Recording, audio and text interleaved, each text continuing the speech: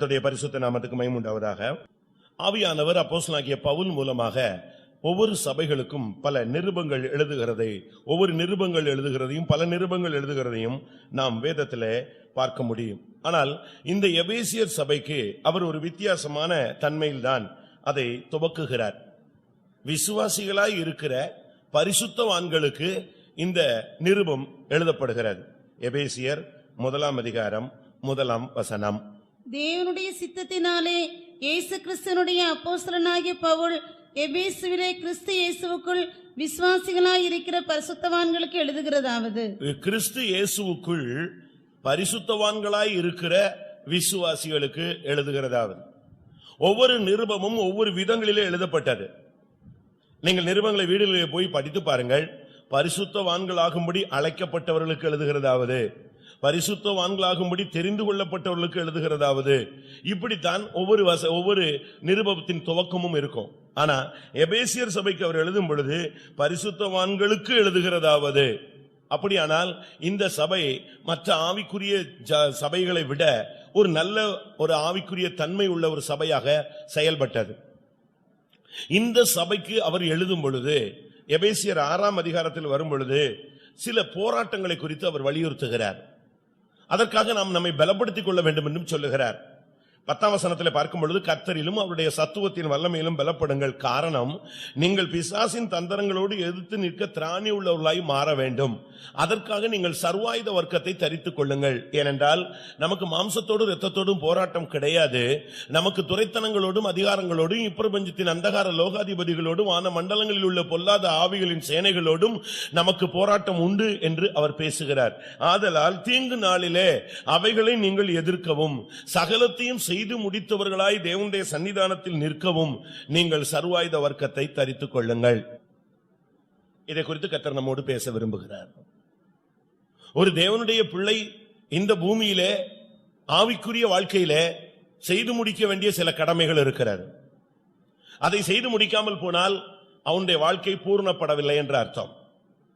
ஒரு தகப்பன் தன் பிள்ளைகளுக்கு செய்ய வேண்டிய ஒரு கடமையை செய்யாத பட்சத்தில் அவன் தன்னுடைய கடமையை பரிபூர்ணமாக ஆற்றவில்லை.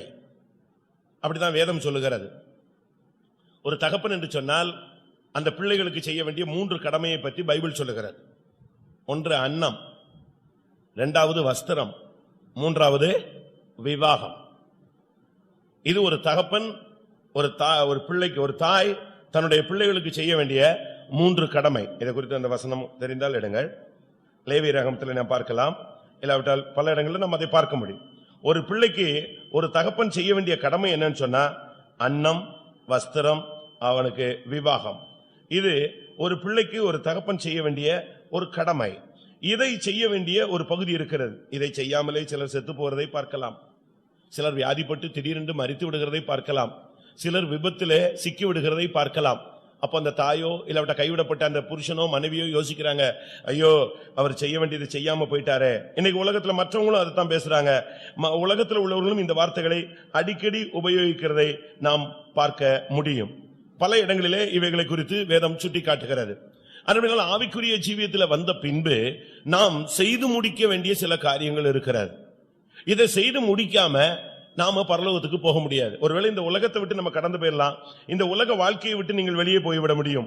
ஆனால் செய்ய வேண்டிய காரியத்தை செய்யாம பரலோகத்துக்கு போக முடியாது. பரலோகம் உன்னை ஏத்துக்காது, பரலோகம் உன்னை அழைக்காது, பரலோகம் தன்னுடைய கதவை திறக்காது. அது நீங்க புரிந்து கொள்ளணும். சத்தியத்தை கை கொண்டு வருகிற நீதியுள்ள ஜாதி உள்ளே பிரவேசிப்பதற்கு வாசல்களை திறவுங்கள் என்றார். யாருக்கு கதவு திறக்கப்படும் அதை நாம் விளங்கிக் கொள்ள வேண்டும். அதனால எல்லாருக்கும் பரலோகம் கிடைச்சிடும் நீங்க யாராவது நம்பி அப்படி நீங்க பிரசங்கத்தை பண்ணாலும் கேட்டு நம்பிடாதீங்க. நீங்க அப்படி ஒரு நம்பிக்கையில் இருந்தாலும் அது தவறு. அதை நீங்கள் சரியான விதத்தில் புரிந்து கொள்ள வேண்டும். ஒரு தேவனுடைய பிள்ளை பரலோகத்துக்குள்ள போகணும் அப்படின்னு சொன்னா அவனுக்கு பரலோகத்தில் ஒரு பரிபூர்ண பிரவேசம் அளிக்கப்பட வேண்டியது அவசியம். 2 பேதுரு 1 அதிகாரம் 11 வசனத்துல பாருங்க, 10, 11 வாசிங்க. ஆகையால் சகோதரரே, உங்கள் அழைப்பையும் தெரிந்து கொள்ளுதலையும் உறுதியாக்கும்படி ஜாக்கிரதையாயிருங்கள். இவைகளை செய்தால் நீங்கள் ஒரு காலம் இடறி விடுவதில்லை. இவ்விதமாய் நம்முடைய கர்த்தரும் இரட்சகருமாகிய இயேசு கிறிஸ்துவினுடைய நித்திய ராஜ்யத்துக்கு உட்படும் பிரவேசம் உங்களுக்கு பரிபூரணமாய் அளிக்கப்படும். இவ்விதமாய் கர்த்தருடைய ராஜ்யத்துக்குள்ளே பிரவேசிக்கும் அந்த அனுபவம் உங்களுக்கு பரிபூர்ணமாய் அளிக்கப்படும்.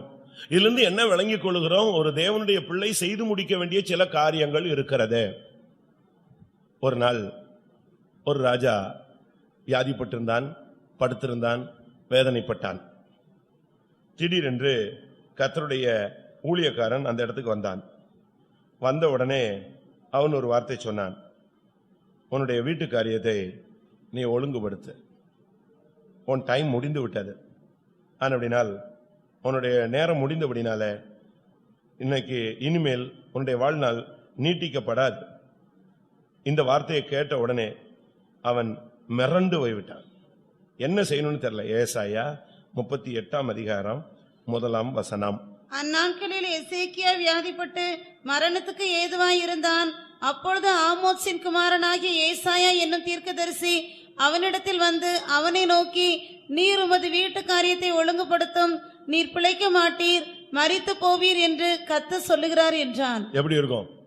ஒரு மனுஷன் திடீர்னு கூப்பிட்டு, நீ உன் வீட்டு காரியத்தெல்லாம் ஒழுங்கு செய்து முடிச்சிட்டு செட்டில் பண்ணிடு, நீ பிழைக்க மாட்ட, செத்து போயிடுவாய் அப்படின்னு சொன்னா, இன்னைக்கு என்கிட்ட வந்து சொன்னா நான் சொல்லிடுவேன், ரைட் ஆண்டவரே எல்லாத்தையும் ஃபெய்த்தம்ல உள்ளதெல்லாம் செட்டில் பண்ணிடுறேன், நான் வந்துடுறேன்னு சொல்லுவேன். ஆனா இப்போ உங்களுக்கு அப்படி சொல்ல முடியாது. ஏன்னா இந்த பிள்ளையை விட்டுட்டு போறது, இத்தனை வயசா இருக்காளே இவளை எப்படி விடுறது, இந்த சின்ன வயசு மனைவி எப்படி விடுறது, இது விட்டா இவங்க பிற்காலம் எப்படி இருக்கும், இப்படி எல்லாம் குழம்பி போயிடுவீங்க. இங்க என்ன நடந்துச்சு தெரியுமா? இவனால அந்த வீட்டு காரியத்தை ஒழுங்கு செய்ய முடியவில்லை. திடீரென்று இப்படி ஒரு வார்த்தையை ஆண்டவர்கிட்ட அவன் எதிர்பார்க்கல. அவன் நினைச்சுக்கிட்டு இருந்தது, எசேக்கியா இன்னொரு 20-40 வருஷம் 30 வருஷம் நம்ம ராஜாவா இருப்போம், ராஜாதி ராஜாவா இருப்போம், நமக்கு எல்லா வசதியும் இருக்கும், வாய்ப்பு இருக்கும், நம்ம தான் எல்லா இதுலயும் முன்னேறி கொண்டிருப்போம் அவன் யோசிச்சுக்கிட்டு இருந்தான். ஆனா திடீர்னு வந்து ஆண்டவர் வீட்டு காரியத்தை ஒழுங்குபடுத்துன்னு சொன்னாரு. இவன் மிரண்டு போயிட்டான், அவனால முடியல. அதனால கர்த்தர் அவனுடைய வீட்டு காரியத்தை ஒழுங்குபடுத்த அவனுக்கு எத்தனை வருஷம் கொடுத்தார்? எத்தனை வருஷம்? 15 வருடம். பிரியமானவர்களே, உன்னுடைய வீட்டு காரியத்தை ஒழுங்குபடுத்த இன்னும் எத்தனை வருஷம் உனக்கு தேவை? உன் குடும்ப காரியத்தை, உன் பிள்ளைகளுடைய காரியத்தை, உன்னுடைய ஆன்மீகத்தை சரி செய்து கொள்ள உனக்கு இன்னும் எத்தனை வருஷம் தேவைப்படும்? உங்களுக்கு இது பதில் சொல்ல முடியுமா?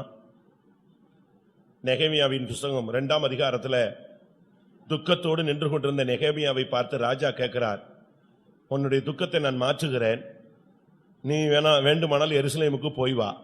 நீ போய்விட்டு திரும்பி வருகிறதுக்கு உன்னுடைய பிரயாணம், நீ போகிற காரியங்கள் வாய்க்கிறதுக்கு எவ்வளவு காலம் செல்லும், அதை எனக்கு இப்ப கரெக்டா சொல்லுன்னு கேட்கிறான். 2ஆம் அதிகாரம் 6ஆம் வசனம். அப்பொழுது ராஜஸ்ரீயும் பக்கத்தில் உட்கார்ந்திருந்தால், ராஜா என்னை பார்த்து, உன் பிரயாணம் எத்தனை நாள் செல்லும், நீ எப்பொழுது திரும்பி வருவாய் என்று கேட்டார். எவ்வளவு அருமையான ஒரு கேள்வி. நீ எப்ப போற, எப்ப வருவ, உன்னுடைய பிரயாணம் வாய்க்கிறதுக்கு எவ்வளவு நாள் ஆகும், நீ போயிட்டு எப்பொழுது திரும்பி வருவாய். உடனே இவன் சொல்றான், இவ்வளவு காலம் செல்லும் என்று நான் ராஜாவுக்கு சொன்னேன். ஒரு டைம் சொல்றான், இந்த டயத்துக்குள்ள நான் போயிட்டு அங்க எல்லாம் செட்டில் பண்ணிட்டு வந்துடுறேன்.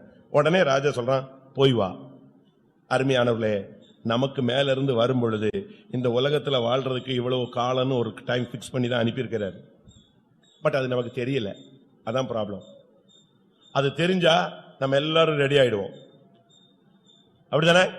28ஆம் தேதி நீ மரித்து விடுவாய் அப்படின்னா போதும், இன்னையிலிருந்து உபவாசத்துல முழங்காலே நின்று சோத்ராம் சோத்ராம் சோத்ராம் சோத்ராம் பரலோகம் போயிடுறதுக்கு ரெடி ஆயிடுவான். யாராவது வந்து அடிச்சா கூட சோத்ர சோத்ரம், இன்னைக்கு வேணா அடிச்சுட்டு போயிடு, இந்த 4 நாள் தான் அப்படிமா, அப்படித்தானே சொல்லுவான். ஆனா நம்மில அநேகர் அந்த விதமான ஆயத்தம் இல்லை. சகலத்தையும் செய்து முடித்தவர்களாய் அவருக்கு முன்பாக நிற்க நீங்கள் பாத்திரமுடையவர்களாய் மாற வேண்டும். வலுவாதபடி அவருடைய மகிமையான சன்னிதானத்தில் உன்னை நிறுத்த ஒருவர் வல்லவராக இருக்கிறார். அப்படியானால் அருமையானவர்களே, நாம் செய்து முடிக்க வேண்டிய காரியம் என்ன? இங்கே சொல்லி இருக்கிறது இந்த எபேசியர் 6:13, சகலத்தையும் செய்து முடித்தவர்களாய் அவருக்கு முன்பாக நிற்க திராணி உள்ளவர்களாகும்படி. அப்போ ஒரு காரியம் அல்ல, சகலம் என்று சொல்லினால பல காரியங்களை நாம் செய்து முடித்துதான் அங்க போய் நிற்க வேண்டும். நன்றாக புரிஞ்சுக்கொள்ளுங்க. பழைய ஏற்பாட்டில் ஒரு தேவனுடைய பிள்ளைக்கு ஒரு பூரணம். புதிய ஏற்பாட்டில் நாம் எல்லாவற்றிலும் என்ன செய்யணும்? பூரணம் பட வேண்டும். அதை நீங்கள் விளங்கிக் கொள்ள வேண்டும். ஒன்று பாடுகளின் பூரணமாக இருக்கும், இல்லாவிட்டால் தேவசித்தத்தின் பூர்ணமாக இருக்கும், இல்லாவிட்டால் அன்பின் பூர்ணமாக இருக்கும், இல்லாவிட்டால் ஒவ்வொரு விதங்களிலே நாம் தேவசித்தம் ஒவ்வொன்றையும் நாம் விளங்கிக் கொள்ள முடியும். அன்பில் பூரணம், பரிசுத்தத்தில் பூரணம், தேவசித்தத்தில் பூரணம், பாடுகளின் பூரணம், இன்னும் 72 பூரணம் இருக்கு. ஆனா பழைய ஏற்பாட்டில் நீங்க பாத்தீங்கன்னா ஒவ்வொரு விதங்களில் தான் அவர்கள் ஒவ்வொரு தன்மைகள் தான் அவங்க பூர்ணப்பட்டாங்க. ஆனா புதிய ஏற்பாட்டில் அப்படி அல்ல. ஒரு தேவனுடைய பிள்ளை எல்லாவற்றிலும் நெஞ்சிருக்கணும், பூர்ணப்பட்டிருக்க வேண்டியது அவசியம். மனசாட்சியில பூரணம் இருக்கணும். மனசாட்சியில கூட அவனுக்கு என்ன வேணும்? பழைய ஏற்பாட்டு பலிகள் ஒரு மனிதனுடைய மனசாட்சியை பூர்ணப்படுத்த கூடாதவைகளாம். இயேசு கிறிஸ்துவினுடைய பலி ஒரு மனிதனுடைய மனசாட்சியை கூட என்ன செய்து குற்றம் தீர பூர்ணப்படுத்துகிறது. அப்படியானால் சகலத்தையும் செய்து முடித்தல் ஒன்றல்ல, சகலமும் செய்து முடிக்க வேண்டும். இதை நாம் இன்றைக்கு சரியான விதத்தில் வேத வசனத்தின் வெளிச்சத்தில் நாம் பார்க்க வேண்டியது அவசியம். தேவன் நமக்காக எல்லாவற்றையும் செய்து முடித்திருக்கிறார். ஆனா தேவனுக்காக நம்ம என்ன செய்து முடிச்சிருக்கிறோம்? இல்ல நான் செஞ்சுக்கிட்டே இருக்கிறேன், சாகுற வரைக்கும் செய்வேன், கரெக்ட். ஆனா செய்து முடிக்க வேண்டியது அவசியம். பவுல் சொல்லுகிறார், நான் விசுவாசத்தை காத்துக்கொண்டேன், ஓட்டத்தை முடித்தேன். அப்படியானால் நாம் செய்து முடிக்க வேண்டிய சில காரியங்கள் இருக்கிறது பிரியமானவர்களே. சங்கீதத்தில் 57:2 பார்க்கும் பொழுது, தேவன் நமக்காக சகலத்தையும் செய்து முடிக்கும் தேவன். எனக்காக யாவையும் செய்து முடிக்க போகிற தேவனாகிய உன்னதமான அப்போ உனக்காக அவர் யாவையும் செய்து முடிக்கும் போது நீ சகலத்தையும் செய்து முடிக்காமல் எப்படி அவருக்கு மனவாட்டியாய் போய் நிற்க முடியும்? ஒரு காரியத்தை சொன்னா அதை செஞ்சுட்டு நீ போய் நிக்கணும். அதை செய்யாம நீ தேவனுடைய சன்னிதானத்தில் போய் நின்னா உனக்கு பிரதிபலன் கிடையாது. தேவன் சொன்னதை செய்யாம நமக்கு மகிமையில இடம் கிடையாது. அப்படி இருக்கும் பொழுது தேவன் சொன்னதை நீ செய்திருக்கிறாயா? அவர் உனக்காக எல்லாம் செய்யணும்னு நீங்க ஆசைப்படுறீங்க. உங்க பிசினஸ் அவர் பார்க்கணும்னு ஆசைப்படுறீங்க, குடும்பத்தை பார்க்கணும்னு ஆசைப்படுறீங்க, உங்களுக்கு தேவையானதெல்லாம் செய்யணும்னு ஆசைப்படுறீங்க. இப்ப நீங்க கோயிலுக்கு வந்துட்டீங்க, ஆண்டவரே இந்த வீட்டை காத்துக்கொள்ளும். எந்த வீட்டை? அப்ப அவரை யாரா மாத்திட்டு வந்துட்டீங்க? அவரை யாரா மாத்திட்டு வந்துட்டீங்க? வாட்ச்மேனா மாத்தி விட்டீங்க. அப்படித்தானே? மாத்திட்டு தானே வந்திருக்கீங்க. இல்ல விட்ட ரொம்ப இன்னும் கொஞ்சம் தெளிவான ஆளுங்க, உங்களுடைய தூதர்களை வைத்து காத்துக்கொள்ளும். நாகர்கோவில்ல ஒரு கிராமத்து மனுஷன் சர்ச்சுக்கு கொடுக்கறதுக்காக ஒரு வாழைத்தார் வாங்கி வச்சிருந்தாரு. அவர் தோட்டத்துல இருந்து வெட்டி வச்சிருந்தார். அது ஒரு பாவப்பட்ட மனுஷன், ஆனா பாவனமான மனுஷன், விசுவாசம் உள்ள மனுஷன். திரும்பி வந்து பார்த்தா எதை காணோம்? வாழைக்குலைய காணோம். என்ன பண்ணுன்னு தெரியல.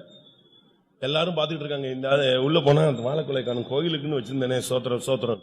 ஏய் மிகாவேல் எங்க போன? இந்த எங்க விட்டுட்ட? வாழைத்தாள காணுமே. நானா எப்படி இருக்கும்? அவனுடைய அறிவு யாரு காப்பாத்தல? இந்த மிகாவேல் தூதன் எங்கிட்ட போயிட்டானே, இவன் இருந்தானே, இது எப்படி எவனா தூக்குவானா? ஏய் மிகாவேல் எங்க போனான்னு கத்தனானோ. இவன் கத்தனதை கேட்ட உடனே திடீர்னு பார்த்தா பக்கத்து வீடு தீப்பிடிச்சு எரிய ஆரம்பிச்சிருச்சு. கப்ப கப்ப கப்பன்னு குடிச்சு வீடு பிடிச்சிருச்சு. கடைசியில் பார்த்தா வாழைத்தார் எங்க இருக்கு? அடுத்த வீட்டுல இருக்கு. அவன் திருடி அவன் வீட்டுல வச்சிருக்கான். இவன் மிகாவேல போட்ட சத்தத்துல மிகாவேல அங்க கொளுத்தி விட்டானா என்னன்னு தெரியல. ஜனத்தினுடைய எதிர்பார்ப்பு எப்படி இருக்கும் பாருங்க. ஆண்டவர் கூடயே வரணும், பரீட்சையில அவர் எழுதணும், நான் எழுதுவதில்லை, ஆண்டவரை நீரே என் கைகளை பிடித்து எழுதும் அப்படிங்கிறான்.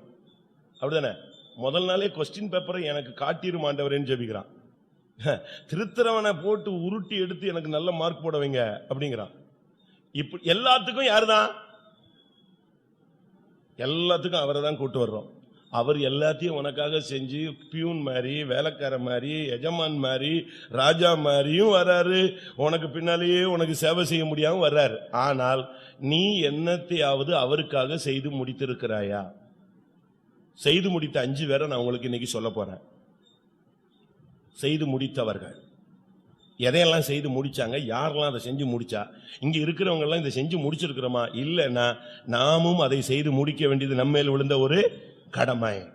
138 சங்கீதம் 8 வசனத்துல அதே தேவனை குறித்து சொல்லி இருக்கிறது. சகலத்தையும் நமக்கு யாவையும் எனக்காக அவர் செய்து முடிப்பார். முதலாவது வாசிச்ச வசனம் முடிக்கும் தேவன். இப்ப முடிப்பார். கர்த்தர் எனக்காக யாவையும் செய்து முடிப்பார். எவ்வளவு அருமையான ஒரு நம்பிக்கை. யாவையும் எனக்காக செய்து முடிக்கும் தேவன் என்று சொன்னவன் இப்பொழுது அதே சங்கீதக்காரன் சொல்றான், யாவையும் எனக்காக அவர் என்ன செய்கிறார், செய்து முடிப்பார்.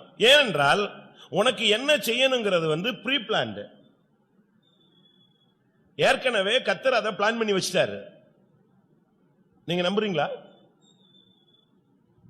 தேவன் உனக்காக எல்லாவற்றையும் தேவன் ஆயத்தமாக்கி வைத்தவைகளை கண்கள் கண்டதில்லை, காதுகள் கேட்டதில்லை, இருதயத்தில் அது பழைய ஏற்பாட்டில் தோன்றினதில்லை.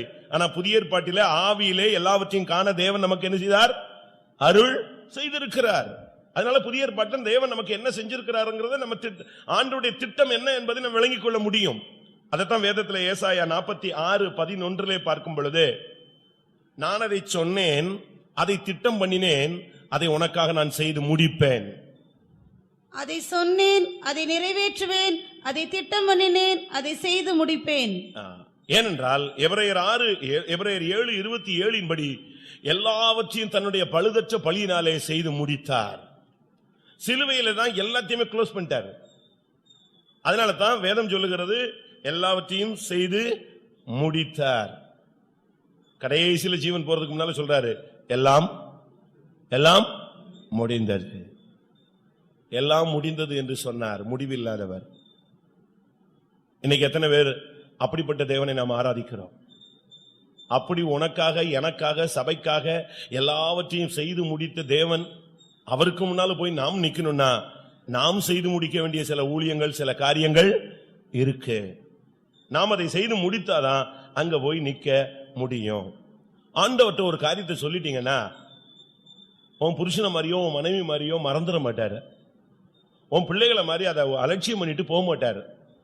அவற்றை ஒரு பாயிண்ட் நீங்க கொடுத்துட்டீங்கன்னா அவர் கேட்காதது போல உனக்கு தெரியும், இல்லாவிட்டா அவர் பார்க்காதது போல உனக்கு தெரியும். ஆனா அவர்கிட்ட நீ சொல்லிட்டீன்னா அவரிடத்தில் ஒப்பு கொடுத்ததை அவர் அந்நாள் மட்டும் காத்துக்கொள்ள வல்லவராயிருக்கிறார். அவர்கிட்ட நீங்க கொடுத்துட்டீங்கன்னா நீங்க பாட்டு போயிட்டே இருக்கலாம். போஸ்ட் ஆபீஸ்ல போய் நீ போஸ்ட போட்டுட்டு எத்தனை மணிக்கு அதை போஸ்ட்மேன் திறக்கிறான் அப்படின்னு பாத்துக்கிட்டே இருக்கீங்களா? அந்த ஆள் போய் உள்ள ஸ்டாம்ப் அடிச்சானா இல்லையான்னு பாத்துக்கிட்டு இருக்கீங்களா? இல்ல அது அங்க போயிருச்சான்னு பாக்குறீங்களா? அப்படிலாம் இல்ல. நம்ம வேலை எது? உள்ள போட்டாச்சு, அவ்வளவுதான். அதே போல தேவனிடத்துல நீ ஒரு காரியத்தை சொன்னால் அவருடைய பலிபீடத்தில் நீ அதை வச்சிட்டீன்னா அந்த காரியத்தை செய்து முடிக்காம அவர் இளைப்பாற மாட்டார். ரூத்தினுடைய புஸ்தகம் 3:18 போவாசை குறித்து நகோமி ரூத்திட்ட ஒரு வார்த்தை சொல்றார். இன்னைக்கு இந்த காரியத்தை முடிக்காம அந்த மனுஷன் இளைப்பாறவே மாட்டான். ஒரு மனுஷனை பத்தி அப்படி சொல்லியிருக்கு. போவாஸ் கிறிஸ்துவின் முன் அடையாளம். வாசிங்க. அப்பொழுது அவள், என் மகளே, இந்த காரியம் என்னமாய் முடியும் என்று நீ அறிய மட்டும் பொறுத்திரு. அந்த மனுஷன் இன்றைக்கு இந்த காரியத்தை முடிக்கும் முன் இளைப்பாற மாட்டான் என்றார். எவ்வளவு தெளிவான ஒரு வார்த்தைன்னு பாருங்க. இந்த காரியத்தை முடிக்கும் முன்பாக, செய்து முடிக்கும் முன்பாக அந்த மனுஷன் என்ன செய்ய மாட்டான்? இளைப்பாற மாட்டான். அவன் மைண்ட்ல அது ஓடிட்டே இருக்கும். என் மகனுக்காக, என் மகளுக்காக, என்னுடைய பிள்ளைகளுக்காக நான் என்ன செய்யணும்? அவர் அதிலேயே தான் மைண்ட் வச்சுக்கிட்டே இருப்பார். அதனால ஆவிக்குரிய ஜீவியத்தில் வந்த பின்பு தேவன் எனக்காக அதை செய்யல இதை செய்யலன்னு சொல்லாதீங்க. அவர் நன்மையானதை செய்து கொண்டே இருக்கிற தேவன். நன்மையான எந்த ஈவும் பூர்ணமான எந்த வரமும் ஜோதிகளின் பிதாவினிடத்திலிருந்து நமக்காக என்ன செய்கிறது? இறங்கி வருகிறது. ஆனா சிலர் செஞ்சிட்டேன்னு சொல்லிடுவாங்க. ஆனா என்ன செய்ய மாட்டாங்க? செய்ய மாட்டாங்க. ஒரு தகப்பனுக்கு 2 பிள்ளைகள். தகப்பன் ஒருத்தனை கூப்பிட்டு சொன்னா, திராட்சை தோட்டத்தில் போய் வேலை செய்ப்பான்னு. அவன் என்ன சொன்னா? பைபிள்ல தான் இருக்கு. அவன் சொன்னா, அதெல்லாம் பண்ண முடியாது, வேலையை பார்த்து போயிடுச்சு. நீர் இப்ப எப்ப பார்த்தாலும் என்கிட்ட வேலை சொல்லிட்டு இருக்கு, செய்ய முடியாது, போயிட்டான். அப்ப இவன் செய்ய முடியாதுன்னு சொன்னதுனால திருப்பி அந்த தகப்பன் போய் இளைய பையன்ட்ட போய் என்ன செஞ்சா, தம்பி நீயாவது திராட்சை தோட்டத்துக்கு போறேன். இப்ப போற டேடி அப்படின்னா. அவ்வளவுதான். ஒருத்தன் போறேன்னா ஒருத்தன் போக மாட்டேன்னா. ஆனா அந்த போக மாட்டேன்னு சொன்னானே அவனுக்கு மனசாட்சி போச்சு. என்ன செஞ்சுது? அப்படியே போராடிச்சு. சே, பட்டுன்னு சொல்லிட்டோமே, போக மாட்டேன்னு சொல்லிட்டோமே, தப்பு இல்லையா? எங்க போயிட்டான்? இவன் பரவிட்டு போயிட்டான். தம்பி போறேன்னு சொன்னான் பாத்தீங்களா? இவன் என்ன செஞ்சான்? இவன் போகவே இல்லை. எப்படி இருக்கும்? யார் சரியாய் செய்ததுன்னு இயேசு கேள்வி கேட்டார். இது பைபிள்ல இருக்கிற ஒரு கொட்டேஷன். நீங்க இதுவரைக்கும் செய்ய மாட்டேன்னு செய்யாம இருந்திருந்தா இன்னைக்கு மனஸ்தாபப்பட்டு இந்த பிரசங்கத்துக்கு பின்பு கர்த்தருக்காக உன்னுடைய ஆவிக்குரிய வாழ்க்கைக்காக நீ செய்து முடிக்க வேண்டிய சில காரியங்களை செய்வாயாக. இதுவரைக்கும் செய்யறேன்னு சொல்லிட்டு செய்யாம இருந்து நீ நியாய தீர்ப்புக்கு போய் நிற்க வேண்டாம். சவுலை ராஜாவாக அபிஷேகம் பண்ணின தெய்வம் அவன் கையில ஒரு ஊழியத்தை கொடுத்தாரு. நீ போய் அமலேக்கரை முறியடி. அவனுக்கு சொன்ன வார்த்தை அதுதான். அமலேக்கர் என் ஜனத்தை இஸ்ரவேல் ஜனங்களை கானானுக்கு போகிற வழியில வழிமறித்த செய்கை என் மனதில் இருக்குது. அந்த அமலேக்கின் வல்லமைகளை பூமியில் இராதபடி நீ சங்காரம் பண்ணுவாயாகன்னு சொல்லி அனுப்புறாரு. எல்லாம் முடிஞ்சிருச்சு, யுத்தம் எல்லாம் முடிஞ்சது, கர்த்தர் ஒப்பு கொடுத்துட்டாரு. இப்ப சாமுவேல் வர்றாரு. வந்துட்டு பார்த்தா இவன் என்ன பண்ணிட்டு இருந்தான்? வந்த உடனே சொன்னான், நான் கர்த்தர் சொன்னதை அப்படியே நிறைவேற்றி விட்டேன், வந்து பாருங்க அப்படின்னு சொன்னான். 1 சாமுவேல் 15ஆம் அதிகாரம் 13ஆம் வசனம். சாமுவேல் சவுலினிடத்தில் போனான். சவுல் அவனை நோக்கி, நீர் கர்த்தரால் ஆசீர்வதிக்கப்பட்டவர், கர்த்தருடைய வார்த்தையை நிறைவேற்றினேன் என்றான். எப்படி இவன் சொல்றான்? நான் எல்லாத்தையும் அப்படி பெர்ஃபெக்ட்டா செஞ்சுட்டேன் சுவாமி, அழகா சொல்றான். ஆனா கர்த்தர் என்ன சொல்றாருன்னு 11ஆம் வசனத்துல பாருங்க. நான் சவுலை ராஜாவாக்கினது எனக்கு மனஸ்தாபமாயிருக்கிறது, அவன் என்னை விட்டு திரும்பி என் வார்த்தைகளை நிறைவேற்றாமற் போனான் என்றார். பாருங்க, தேவன் சொல்றாரு நீ நிறைவேற்றலன்னு, அதே மனுஷன் என்ன சொல்றான்? நானு நிறைவேற்றிட்டேன்னு சொல்றான். இப்ப உங்க ஸ்டேட்மெண்ட் என்ன? இங்க இருக்கிற 300 பேரோ 400 பேரோ நம்முடைய அறிக்கை என்ன? நம்மை பத்தி தேவனுடைய அறிக்கை என்ன? நாம் தேவனிடத்துல சொல்ற அறிக்கை என்ன? நாம் சொல்றோம் நம்ம அதை செஞ்சு முடிச்சிட்டோம் ஆண்டவரே.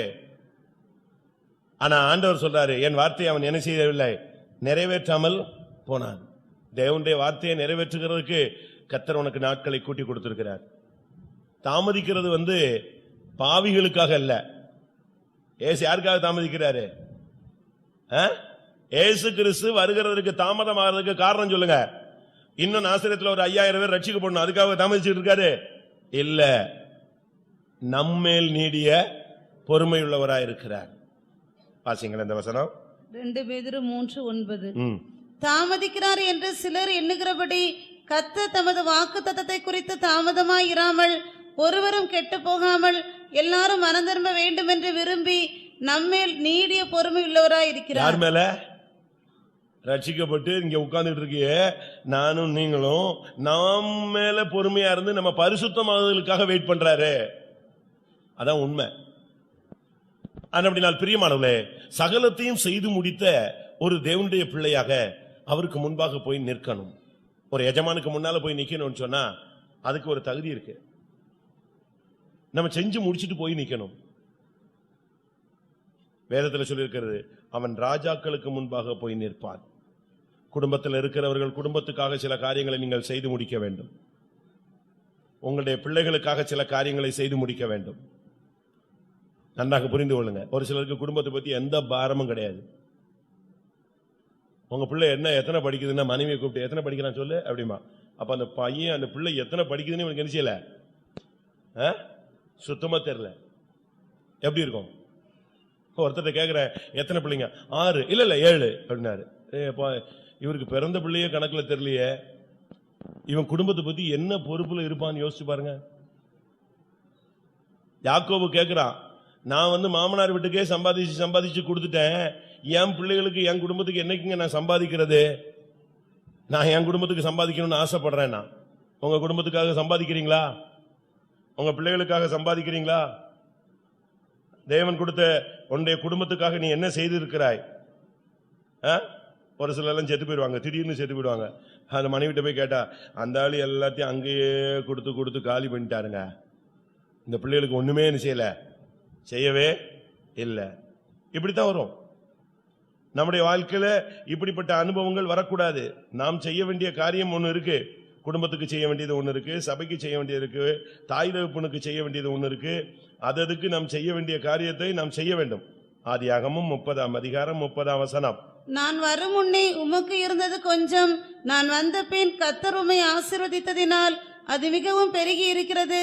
இனி நான் என் குடும்பத்துக்கு சம்பாத்தியம் பண்ணுவது எப்பொழுது என்றான். அவன் சொல்றான், மாமனார் வீட்டுக்கும் மச்சான் வீட்டுக்கும் நானு நல்லா 7 வருஷம், அடுத்து 7 வருஷம், அடுத்து ஒரு 6 வருஷம், 20 வருஷம் நான் இங்கேயே இருந்து நான் குப்பை கொட்டிக்கிட்டே இருக்கிறேன். பட் என் குடும்பம் என்ன ஆகுறது, எனக்கும் பிள்ளைகள் இருக்கு, என் வாழ்க்கையில நானும் முன்னேறணும். அந்த தாட் அவனுக்கு 20 வருஷம் கழிச்சுதான் வந்துச்சு. இன்றைக்கு பிரியமானவர்களே, ஒவ்வொருவரும் குடும்பத்துல பொறுப்புள்ளவர்களா இருங்க. ஆவிக்குரிய ஜீவியத்திலே நீங்க பொறுப்புள்ளவர்களா இருக்கணும். உலக காரியங்களில் நீங்கள் பொறுப்புள்ளவர்களா இருக்கணும். உலக பொருளில் நீங்கள் உண்மை இல்லாவிட்டால் உங்களிடத்தில் மெய்ப்பொருளை ஒப்புவிப்பது எப்படி?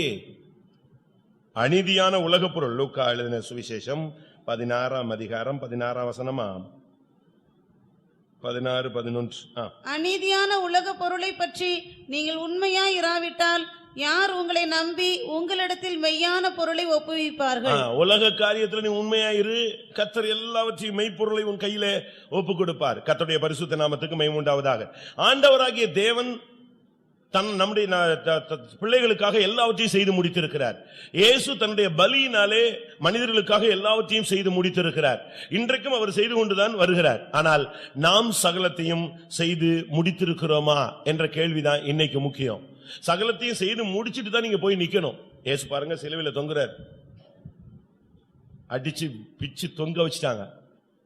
முள்முடி சூட்டப்பட்டு கைகளின் கால்கள் ஆணுங்க அடிக்கப்பட்டு சரியான ரத்தம் போயிட்டே இருக்கு. அந்த கொடூரமான பாதையில தான் அவர் சொல்றாரு, வேத வாக்கியம் எல்லாம் நிறைவேற்றி முடிந்தது என்று அறிந்து தாகமாய் இருக்கிறேன்னு சொன்னார். ஏன்னா அது என்ன செய்யல, அந்த தீர்க்க தரிசனம் என்ன செய்யல, நிறைவேறல. சிலுவையிலையும் அவர் தாகமா இருந்தது ரத்தம் போனதுனால, அடிபட்டதுனால தாகத்து கேட்கல. தாகமாய் இருக்கிறேன் என்ற வார்த்தை நிறைவேறும்படி அந்த இடத்துல அந்த வசனத்தை அவர் உபயோகித்தார். அந்த கடைசி நிமிடத்தில் அவர் தாகமா இருக்கிறேன்னு சொன்னது அவர் செய்து முடிக்க வேண்டிய ஒரு தீர்க்க தரிசனத்தின் நிறைவேறுதல். வாசிங்க அந்த வசனம். யோவான் 19:28. அதன் பின்பு எல்லாம் முடிந்தது என்று இயேசு அறிந்து வேத வாக்கியம் நிறைவேறத்தக்கதாக தாகமாய் இருக்கிறேன் என்றார். எல்லாம் முடிஞ்சதுன்னு அவருக்கு தெரிஞ்சிச்சு. எல்லா வசனமும் நிறைவேற்றி முடிச்சாச்சு. ஆனா இன்னும் என்ன இருக்கு? இன்னும் என்ன இருக்கு? ஒரே ஒரு வசனம் நிறைவேறணும். அந்த ஒரு வசனத்தை நிறைவேற்றுகிறதுக்கு தான் அங்க தொங்கிக்கிட்டே சொன்னாரு, நான் தாகமா இருக்கிறேன். வசனம் நிறைவேற்றி செய்து முடிச்சிட்டாரா? ஒவ்வொரு வசனத்தையும் நினைச்சு நினைச்சு நினைச்சு நிறைவு கூர்ந்தார். ஏனென்றால் புஸ்தக சுருளில் அவரை குறித்து எழுதியிருந்தது. அருமையானவர்களே, நம்மை குறித்தும் புஸ்தக சுருளில் எழுதப்பட்டிருக்கிறது. அதுல எத்தனை காரியங்களை நாம் நிறைவேற்றி இருக்கிறோம், செய்து முடித்திருக்கிறோம், செய்து முடிக்கவில்லை என்பதை நாம் சிந்தித்து பார்க்க வேண்டியது அவசியம். நான் ஒரு 5 நபர்களை உங்கள் முன்னால வைக்கிறேன். அவங்க எதை செய்து முடித்தார்கள்? பைபிள்ல எவ்வளவோ கோட் பண்ணிருக்கு. ஆனா முக்கியமான ஒரு 5 பேரை நான் செலக்ட் பண்ணி உங்களுக்கு முன்னால வைக்கிறேன். இதை செய்து முடித்திருக்கீங்களா? இப்படி செய்து முடிக்காட்டா நாம் பூர்ணத்தை சந்திக்க முடியாது. முதலாவது ஆதியாகமம் 6ஆம் அதிகாரம் 22ஆம் வசனம். நோவா அப்படியே செய்தான், தேவன் தனக்கு கட்டளையிட்டபடி எல்லாம் அவன் செய்து முடித்தான். அவன் செய்து முடித்தான். சகலத்தையும் செய்து முடித்தான்னா, சகலம் என்பதுல ஒரு பல தன்மைகள் இருக்கிறது. பன்மை. அந்த பல தன்மைகள்ல ஒன்று நோவா செய்து முடித்தான். அவன் செய்து முடித்தது என்ன? பேழையை கட்டி முடித்தான். நோவா என்று சொன்னால் ஜலத்திலிருந்து எடுக்கப்பட்டவன், சாரி, ஓய்வு பெற்றவன், ஓய்வு கொடுப்பவன் என்ற அர்த்தம். இந்த உலகத்தில் அவன் நம்மை தேற்றுவான் என்று சொல்லி அவனுக்கு என்ன பெயர் வைத்தார்கள்? நோவா என்று பெயரிட்டார்கள். உங்களால உங்க அம்மா அப்பாவுக்கு ஓய்வு கொடுக்க முடியுமா? பெத்த தாய் தகப்பனை நீங்க தேற்றுகிறீர்களா? கட்டின புருஷனை உன்னால தேற்ற முடியுமா? சபைக்கு நீ ஒரு ஆறுதலாய் இருக்கிறாயா? அப்போஸ்தலர் நடவடிக்கைகளை பார்க்கும் பொழுது சபையை பற்றி, சபையில பர்னபாசை குறித்து சொல்லி இருக்கிறது. அவன் யாரு? ஆறுதலின் மகன். அவனுடைய பேருக்கு அர்த்தம் ஆறுதலின் மகன். சபைக்கு உன்னால ஆறுதல் கொடுக்க முடியுதா? உன் தாய் தகப்பனை அவங்கள ஓய்வு எடுக்க வைக்க முடியுதா? அவங்கள தேற்ற முடியுதான்னு யோசிச்சு பாருங்க. இந்த நோவா பேழையை செய்து முடித்தான். அன்னைக்கு மழையே பெய்யலங்க. மழையினுடைய அந்த தன்மையை அவங்களுக்கு பிராக்டிஸே கிடையாது. மூடு பனி எழும்பும், தேசத்தை நனைக்கும், விளைஞ்சுக்கிட்டே வரும். அதனால ஜனங்களுக்கு இந்த மழையை பத்தி ஒரு சென்ஸே கிடையாது. அதனால தான் தற்காலத்தில் காணாதவைகளை குறித்து நோவா தேவ எச்சரிப்பு பெற்றான் என்று எபிரேயர் 11ஆம் அதிகாரத்தில் சொல்லப்பட்டிருக்கிறது. அவனுக்கு ஒரு எச்சரிப்பு கிடைத்தது. அந்த எச்சரிப்புல அவன் அழகான ஒரு பெரிய கப்பல் 450 அடி நீளத்துக்கு கப்பல் கட்ட ஆரம்பிச்சிட்டான். டெய்லி கட்டிக்கிட்டே இருப்பான். ஆளுங்க வேலை செஞ்சுக்கிட்டே இருப்பாங்க. இவன் என்ன செய்வான்? பிரசங்கம் பண்ணுவான். 120 வருஷம் பிரசங்கம் பண்ணானா? 120 வருஷம் யாரு பிரசங்கம் பண்ணிருக்கா? ஒரு ஆள் ரட்சிக்கப்படல. எப்படி இருந்திருப்பான் பாருங்க. அந்த இருதயம் அது எப்படி கல்லா இருந்துச்சுன்னா எப்படி அடிச்சுட்டு இருக்கும், பட்டு பட்டு பட்டு பீட் பண்ணுமான்னு தெரியல. அவ்வளவு டஃப்பான ஜனங்க. நாசரத்தை விட டஃப்னு வச்சுக்கோங்களேன். நாசரத்துல என்ன 1900 எத்தனை வருஷம் சபை தொடங்குச்சு? இன்னும் பாருங்க, நேத்து தொடங்கின சென்னையில நேத்து ஒரு குட்டி சபையை தொடங்குறான். சரசரசரன்னு 300 பேர், 500 பேர், 800 பேர் நிஞ்சான், நிரம்பிடுறாங்க. ஆந்திரால போய் பாருங்க, என்ன கூட்டம் ஜனங்கள் வருது கன்வென்ஷன். இங்க ரொம்ப டஃப். நோவா 120 வருஷம் பிரசங்கம் பண்ணா. ஆனா கிருபையினால மனைவி அந்த பிரசங்கத்துக்கு கீழ்ப்படிஞ்சா. அருமையான 3 பையங்க அந்த பிரசங்கத்துக்கு கீழ்ப்படிஞ்சாங்க. அந்த வீட்டுல சம்பந்தம் கலந்த 3 மருமக்கள் மாறு செஞ்சாங்க, அந்த சத்தியத்துக்கு கீழ்ப்படிஞ்சாங்க. அவன் தேவன் சொன்னது போல செய்து முடித்தான். அந்த பேழையை செய்யறதுக்கு அவனுக்கு 2 தேவைப்பட்டது. ஒன்னு மரம், 2வது கீழ். அந்த மரத்தில் உள்ள கேப் அடைக்கிறதுக்கு எது தேவைப்பட்டுச்சு? கீழ் பூசினான். அன்பு திரளான பாவங்களை மூடும். பேழை மிதக்கணும்னா எவ்வளவு பெரிய பேழையா இருந்தாலும் அதுக்கு ஒரு பிரமாணம் இருக்கு. தண்ணி உள்ள போச்சுன்னா என்ன செய்யாது? மிதக்கவே மிதக்காது. தண்ணி உள்ள போகாம இருக்கணும்னா கீழ் பூசினான். அந்த கேப் அடைச்சான். உன்னுடைய குடும்பத்துல, உன்னுடைய வாழ்க்கையில, உன்னுடைய ஊழியத்துல இருக்கிற கேப் அடைக்கிறது அன்புதான். இந்த அன்பு வரும் பொழுது சகலத்தையும் தாங்கும், சகிக்கும், நம்பும், விசுவாசிக்கும், தற்புகளை நாடாது, சினமடையாது. அது வரிசையா இருக்கு. எல்லா வீட்லயும் பெரிய இங்கிலீஷ்ல எழுதி போட்டிருக்கான், தமிழ் எழுதி போட்டிருக்கான். ஆனா ஒருத்தன் இல்லையே, அதான ப்ராப்ளம். அன்பு, இந்த அன்பு சகல பாவங்களையும் மூடுன்னு வேதம் சொல்லுகிறது. அவன் தான் அந்த பேழையை செய்து முடித்தான். பிரியமானவர்களே, நமக்கு தேவை ஒரு பேழை தேவை. உன்னுடைய சபைக்கு கட்டும்படியாக நீ என்ன செய்யற? சபையை கட்டுறதுக்கு காசு கொடுக்கறது அல்ல. பேழை என்பது சபையை காண்பிக்கிறது. இந்த பலகையெல்லாம் இணைச்சு இணைச்சு இணைச்சு ஐக்கியப்படுத்துகிறது. அதுல அன்பை பூசுகிறது. இதை நீ செய்து முடித்தாதான் பரலோகத்துக்கு போக முடியும். அன்பில்லாதவன் தேவனை அறியான். தேவன் அன்பாகவே இருக்கிறார். நம்முடைய ஜீவிதத்தில் ரொம்ப மாற்றங்கள் சம்பவிக்க வேண்டும். இல்லாவிட்டா படுக்கையில் உன்னை சம்பவிக்க வைப்பார். அந்த நிலவரத்துக்கு நம்ம போகக்கூடாது. இப்பவுமே பிராக்டிஸ் பண்ணணும். தாழ்மை, மனத்தாழ்மை, தாழ்ந்து போறது, விட்டு கொடுக்கிறது, இவைகள் எல்லாம் நம்ம இந்த நாட்களிலேயே நாம் செயல்படுத்த வேண்டியது அவசியம். ஒன்று, அவன் பேழையை கட்டினான். 2வது, இந்த மிருகத்தெல்லாம் போய் சேர்த்தாங்க.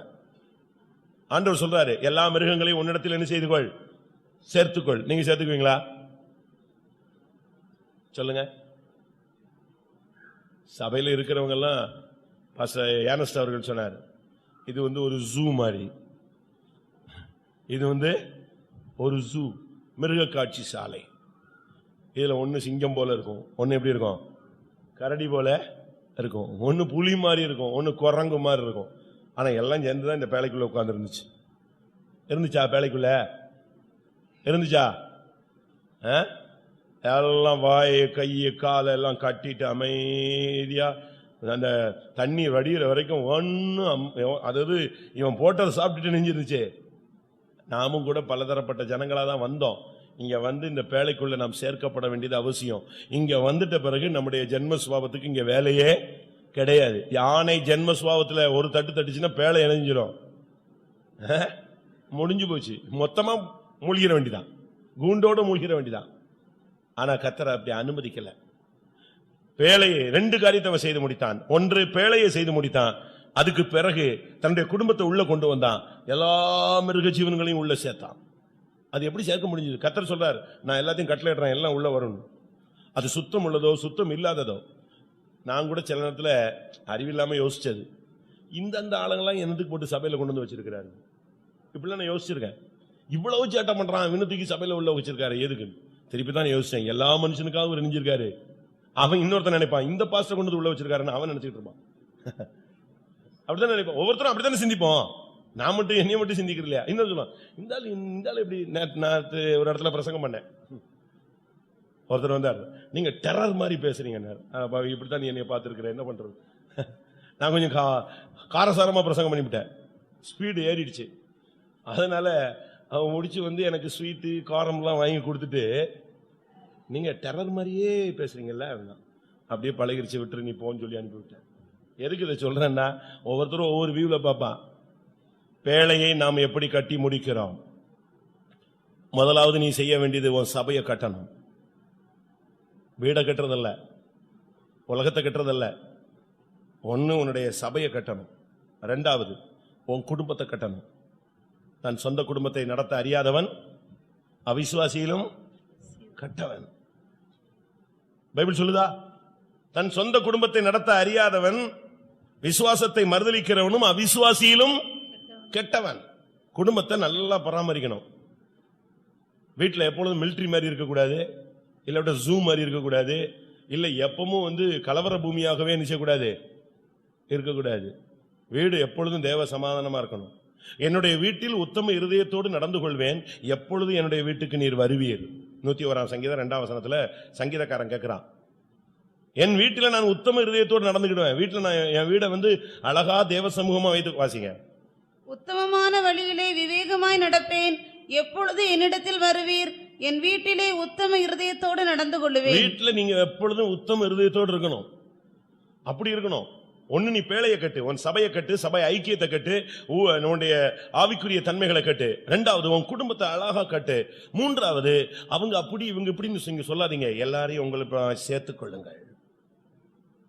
எல்லாரையும் அந்த பேழையில வந்து எல்லாத்தையும் கர்த்தர் சேர்த்துக்கொள் என்று சொன்னார். வாசித்து பாருங்க, ஆதியாகமம் 7ஆம் அதிகாரம் 2-3 வசனங்கள். பூமியின் மீதெங்கும் வித்தை உயிரோடே காக்கும் பொருட்டு நீ சுத்தமான சகல மிருகங்களிலும் ஆணும் பெண்ணுமாக எவ்வேலு ஜோடும் எல்லாத்தையும் சேர்த்துக்கொள். 3ஆம் வசனம்.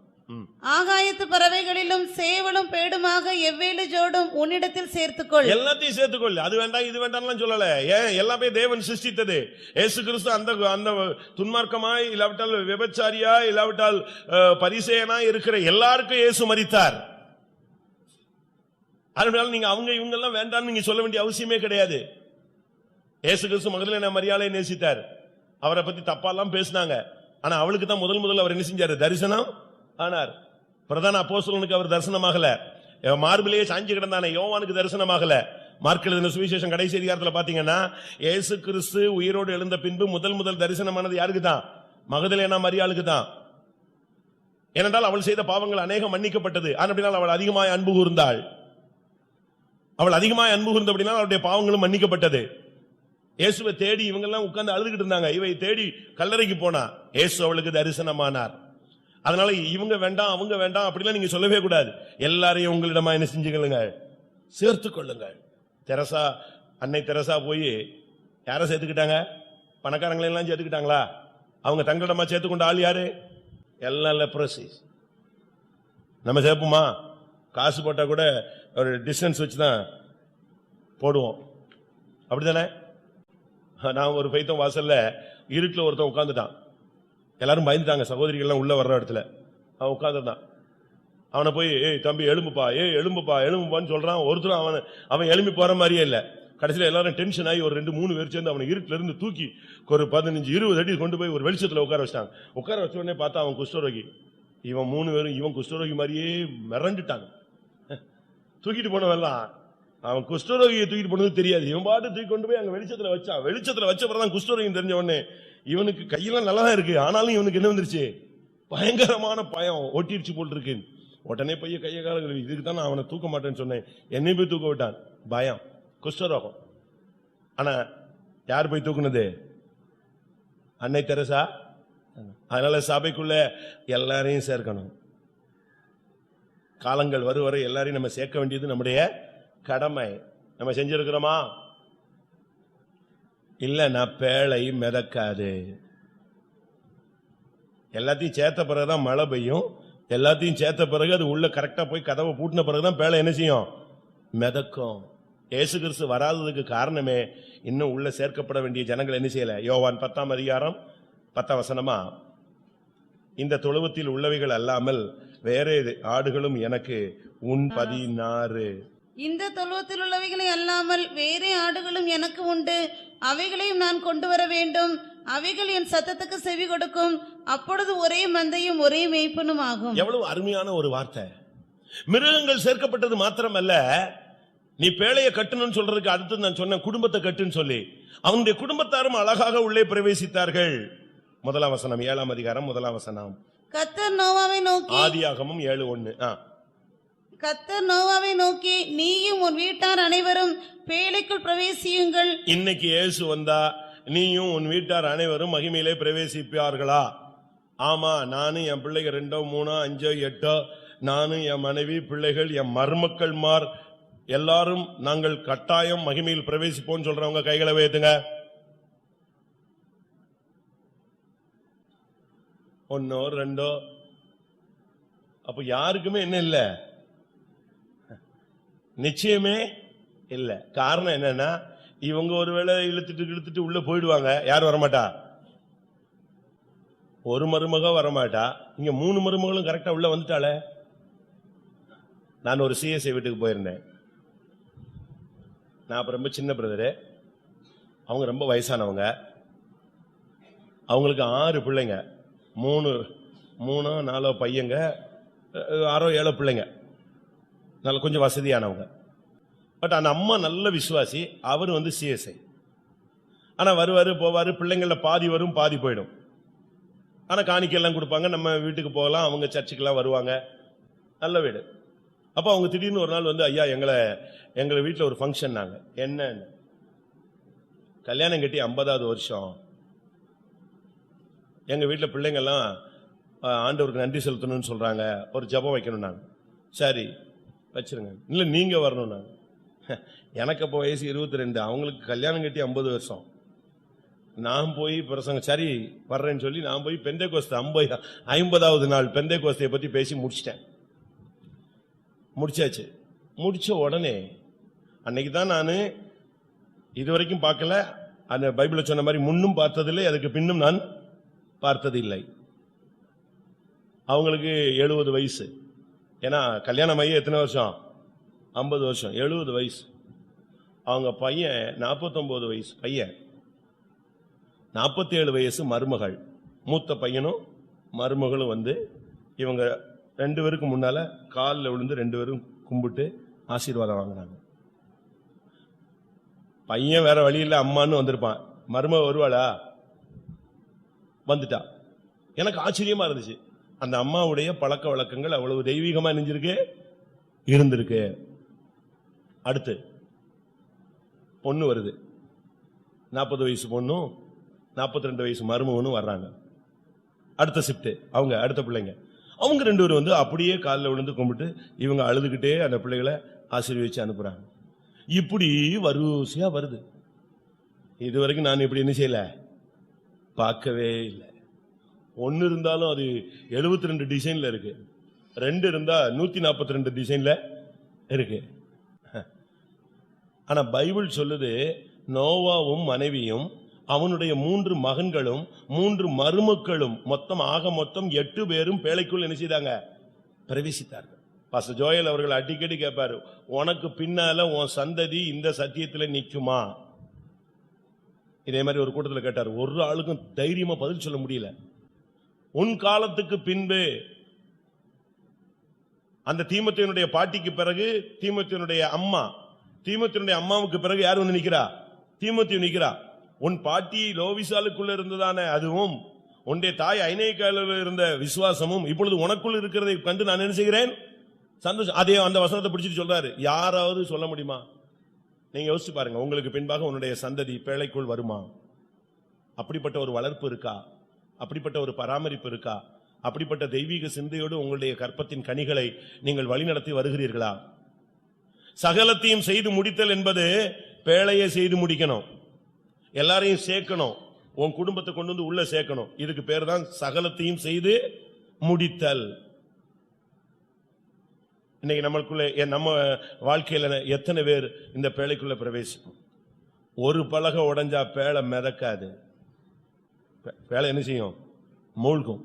ஆனா அந்த பேழை மிதந்தது, எடுத்துக்கொள்ளப்பட்டது, மேலே மேலே போய் அது போய் ஒரு இடத்துல நின்றது. அந்த இடத்து பெயர் என்னது? அரராத், பரிசுத்த பூமி. அரராத்னா அதுக்கு அர்த்தம் என்ன? பரிசுத்த பூமி. இந்த பேழை ஒரு நாள் நிச்சயம் எடுக்கப்படும். அதுக்கு முன்னால் இந்த பேழையை கட்டி நீ குடும்பத்தோடு உள்ள வந்து எல்லாரோடு நீ சேர்ந்து நின்னானா அந்த பேழை எடுத்துக்கொள்ளப்பட்டு பரிசுத்த பூமியில போய் நிற்கும் போது நீயும் பரிசுத்த பூமியில போய் என்ன செய்ய முடியும்? நிற்க முடியும்.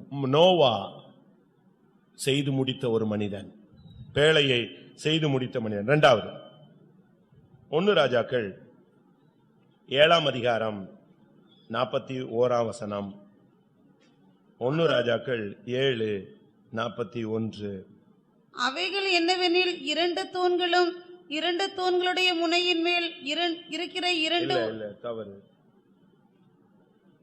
7:41 இல்லையோ? ஈராம் அதுக்கு மேல உள்ள வசனம், சாரி 40ஆம் வசனம். பின்பு ஈராம் கொப்பரைகளையும் சாம்பல் எடுக்கிற கரண்டிகளையும் களங்களையும் செய்தான். இவ்விதமாய் ஈராம் கர்த்தருடைய ஆலயத்துக்காக ராஜாவாகிய சாலமோனுக்கு செய்ய வேண்டிய எல்லா வேலையையும் செய்து முடித்தான். ஆலயத்தை கட்டணுங்கிற தாட் தாவீதுக்கு இருந்துச்சு. அதுக்காக அவன் தூங்க மாட்டேன்னு பிரதிஷ்டை பண்ணான். ஆலயத்தை கட்டுறதுக்காக தூங்க மாட்டேன்னு பிரதிஷ்டை பண்ணான். என் கண்களுக்கு நித்திரையை வரவிட மாட்டேன், என் கண் இமைகளுக்கு தூக்கத்தை வரவிட மாட்டேன், என் படுக்கையாகிய கட்டில் நான் என்ன செய்ய மாட்டேன், படுக்க மாட்டேன். ஆலயத்தை கட்டுற வரைக்கும் பிரதிஷ்டையை பாருங்க. நம்முடையவர்கள் என்ன செய்யறோம்? அப்படி யாருக்கு பிரதிஷ்டை பண்றோமா? அவன் சொல்றான் 132ஆம் சங்கீதம் என்று நினைக்கிறேன். 132:2.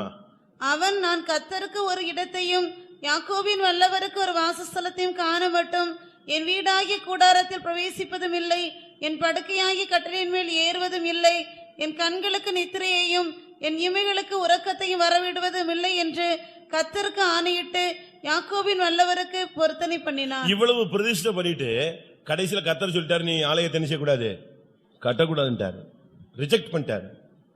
கோடிக்கணக்கில் வெள்ளியும் பொன்னியும் சேர்த்து வச்சிருந்தான். நீ கட்டக்கூடாது, நீ யுத்த புருஷன். எப்படி இருக்கும் ஜட்ஜ்மெண்ட் பாருங்க. நீ கட்டக்கூடாது. இப்ப சாலமோனை வச்சு கட்ட சொன்னார். சாலமோனுக்கு அவன் போய் கட்ட முடியாது. அதனால அவன் யாரை கூட்டு வந்தான்? ஈராம் அபின்னு ஒருத்தனை கூட்டு வந்தான். ஈராம்னு ஒரு ஆளை கூட்டு வந்தான், ஈராம் அபின்னு ஒரு ஆளை கூட்டு வந்தான்.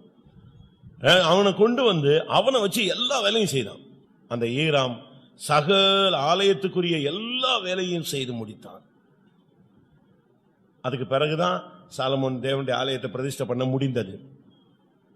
நமக்கு ஒரு பிரதிஷ்டை இருக்கு, அதான் மகிமையில போய் சேர்றது, இல்லாட்டா ஓட்டத்தை முடிப்பது, இல்லாட்டா இயேசுவின் வருகையில் அவரை சந்திப்பது. இந்த பிரதிஷ்டைக்கு முன்னால இந்த ஆலயமாகிய இந்த சரீரம் கட்டி எழுப்பி செய்து முடிக்கப்பட வேண்டிய காரியங்கள் செய்து முடிக்கப்பட வேண்டும். 1 கொரிந்தியர் 3ஆம் அதிகாரத்தில் பார்க்கும் பொழுது, நீங்களே தேவனுடைய ஆலயம், ஒருவனுடைய ஆலயம் பரிசுத்தமா இருக்கிறது, ஒருவன் அதை கெடுத்தால் தேவன் அவனை கெடுப்பார். 1 கொரிந்தியர் 3:16-17. நீங்கள் தேவனுடைய ஆலயமாய் இருக்கிறீர்கள் என்றும் தேவனுடைய ஆவி உங்களில் வாசமாய் இருக்கிறார் என்றும் அறியாதிருக்கிறீர்களா? ஒருவன் தேவனுடைய ஆலயத்தை கெடுத்தால் அவனை தேவன் கெடுப்பார். தேவனுடைய ஆலயம் பரிசுத்தமாய் இருக்கிறது, நீங்களே அந்த ஆலயம். ஒன்று சபையை கட்டுவது, இரண்டாவது இந்த சரீரத்தை பரிசுத்தமாய் பாதுகாப்பது. இந்த சரீரத்தில் நீ பரிசுத்தத்தை செய்து முடிக்க வேண்டும். ரோமர்கள் நிருபத்தில் பார்க்கும் பொழுது, ரோமர் 5ஆம் அதிகாரத்தில் நினைக்கிறேன், அங்கே அப்போஸ்தலனாகிய பவுல் பேசும் பொழுது 6ஆம் அதிகாரம் 22ஆம் வசனம், நீங்கள் தேவனுக்கு அடிமைகளாய் மாறினால் பரிசுத்தமாகுதல் உங்களுக்கு கிடைக்கும் பலன் முடிவு நித்திய ஜீவன் என்று பேசுகிறார். உன்னை நீ அடிமையாக, இந்த சரீரத்தை நீ தேவனுடைய கரத்துல அடிமையாய் ஒப்பு கொடுக்கணும். உன்னுடைய சுயமாக இந்த சரீரத்தை நீ உபயோகப்படுத்த கூடாது. ஏனென்றால் நீங்கள் உங்களுடையவர்கள் அல்ல, பரிசுத்த ஆவியினுடைய ஆலயம், கிரயத்துக்கு கொள்ளப்பட்டவர்கள். அப்படின்னா நீங்க அடிமைகள் என்ற அர்த்தம்.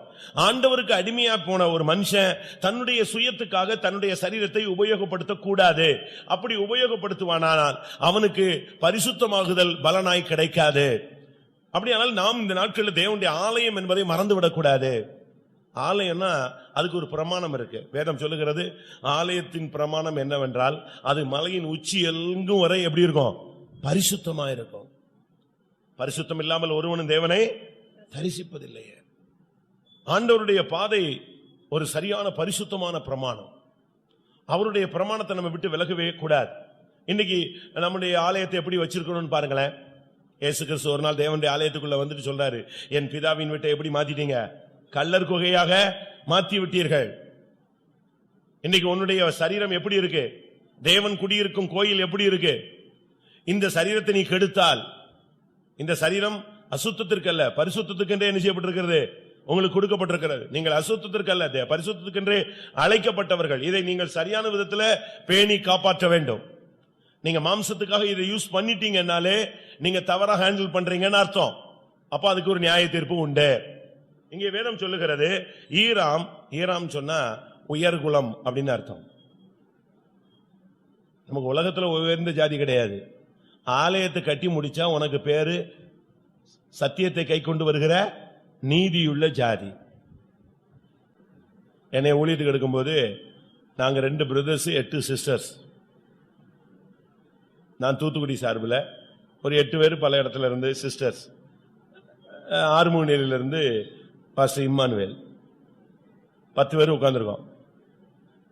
நானும் ஜெபம் பண்ணிக்கிட்டே இருக்கேன். ஆண்டவரே எதையாவது கேள்வி கேட்டு என்னை நெஞ்சிடக்கூடாது, இவங்க இன்டர்வியூல ஓரங்கட்டிடக்கூடாது. அதனால கேள்வியே இயேசுவின் நாமத்துல கேட்கக்கூடாதுன்னு ஒரு மாசமா ஜெபிச்சுட்டே வந்திருக்கேன். நான் ஒரு கேள்வி கேட்டாங்க, அதுல எப்படியோ தப்பி வெளியே வந்துட்டேன். அவங்களே கேள்வியும் ஆன்சரும் சொல்லி எப்படியோ என்னை காப்பாத்திட்டாங்க. திடீர்னு ஒரு சிஸ்டர், நீ என்ன ஜாதிமா சொல்லு அப்படின்ட்டாரு. தப்பு சீப்பஸ் அது டவால்னு நான் பரிசுத்த ஜாதி அப்படின்னு. சரி சுதாரிச்சுட்ட உட்காருன்ட்டாரு.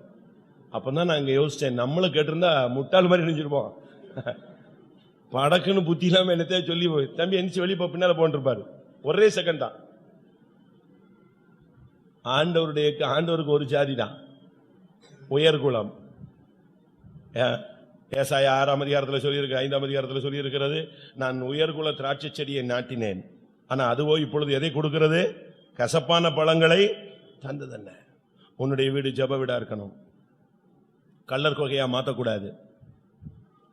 உன்னுடைய வீடு வியாபார ஸ்தலமாய் மாறக்கூடாது. உன்னுடைய பரிசுத்த ஜீவியம் இடிக்கப்படக்கூடாது. ஒவ்வொரு நாளும் கட்டி எழுப்பிக் கொண்டே இருக்க வேண்டும். செருபாபேல் ஒரு ஆலயத்தை கட்டினான், ஏரோது ஒரு ஆலயத்தை கட்டினான். இப்படி பலரும் பல விதங்களிலே கட்டினதை நாம் பார்க்க முடியும். இன்றைக்கு நம்முடைய நிலவரம் எப்படி இருக்கு? பரிசுத்த ஸ்தலத்துக்குன்னு ஒரு சுத்தாங்க இருக்கு. பரிசுத்த ஸ்தலத்துக்குன்னு என்ன இருக்கு? ஒரு சுத்தாங்க இருக்கு. பைபிள் எப்படி இருக்கு? பரிசுத்த ஸ்தலத்துக்கு ஏற்ற சுத்தாங்கம் அடையாது இருந்தாலும் கிருபையுள்ள தேவன் அவர்களுக்கு மன்னிப்பீராக. அப்போ பரிசுத்த ஸ்தலத்துக்கு, அதனாலதான் பாஸ்டர் ஜோயல் அவர்கள் பாட்டு எழுதும் போது அழகாக சொன்னாரு, சுத்தாங்கம் அடைந்திட வாஞ்சிக்கிறேன். ஒரு தேவனுடைய பிள்ளை என்று சொல்லுகிறவன் பரிசுத்த ஸ்தலத்துக்குன்னு ஒரு சுத்தாங்கத்தை அடையலைன்னா எப்படியாவது அந்த தன்மைக்கு வரணும். 2ஆம் நாளாகமம் 30ஆம் அதிகாரம் 19ஆம் வசனம். எசேக்கியா அவர்களுக்காக விண்ணப்பம் பண்ணி தங்கள் பிதாக்களின் தேவனாகிய கர்த்தரான தேவனை தேடும்படிக்கு தங்கள் இருதயத்தை நேராக்கினவர்கள் பரிசுத்த ஸ்தலத்திற்கு ஏற்ற சுத்தாங்கம் அடையாதிருந்தாலும் கிருபையுள்ள கர்த்தர் அவர்கள் எல்லாருக்கும் மன்னிப்பாராக. பரிசுத்த ஸ்தலத்துக்கு ஏற்ற ஒரு சுத்தாங்கம் இருக்கு. அந்த லெவலுக்கு நம்ம வரணும். நம்முடைய ஆலயத்தை நம்ம அப்படி கட்டி எழுப்ப வேண்டியது அவசியம். ஒன்று பேழையை கட்டி எழுப்புங்க, 2வது உங்களுடைய சரீரத்துல பரிசுத்தத்தை நிலைநாட்டுங்கள்.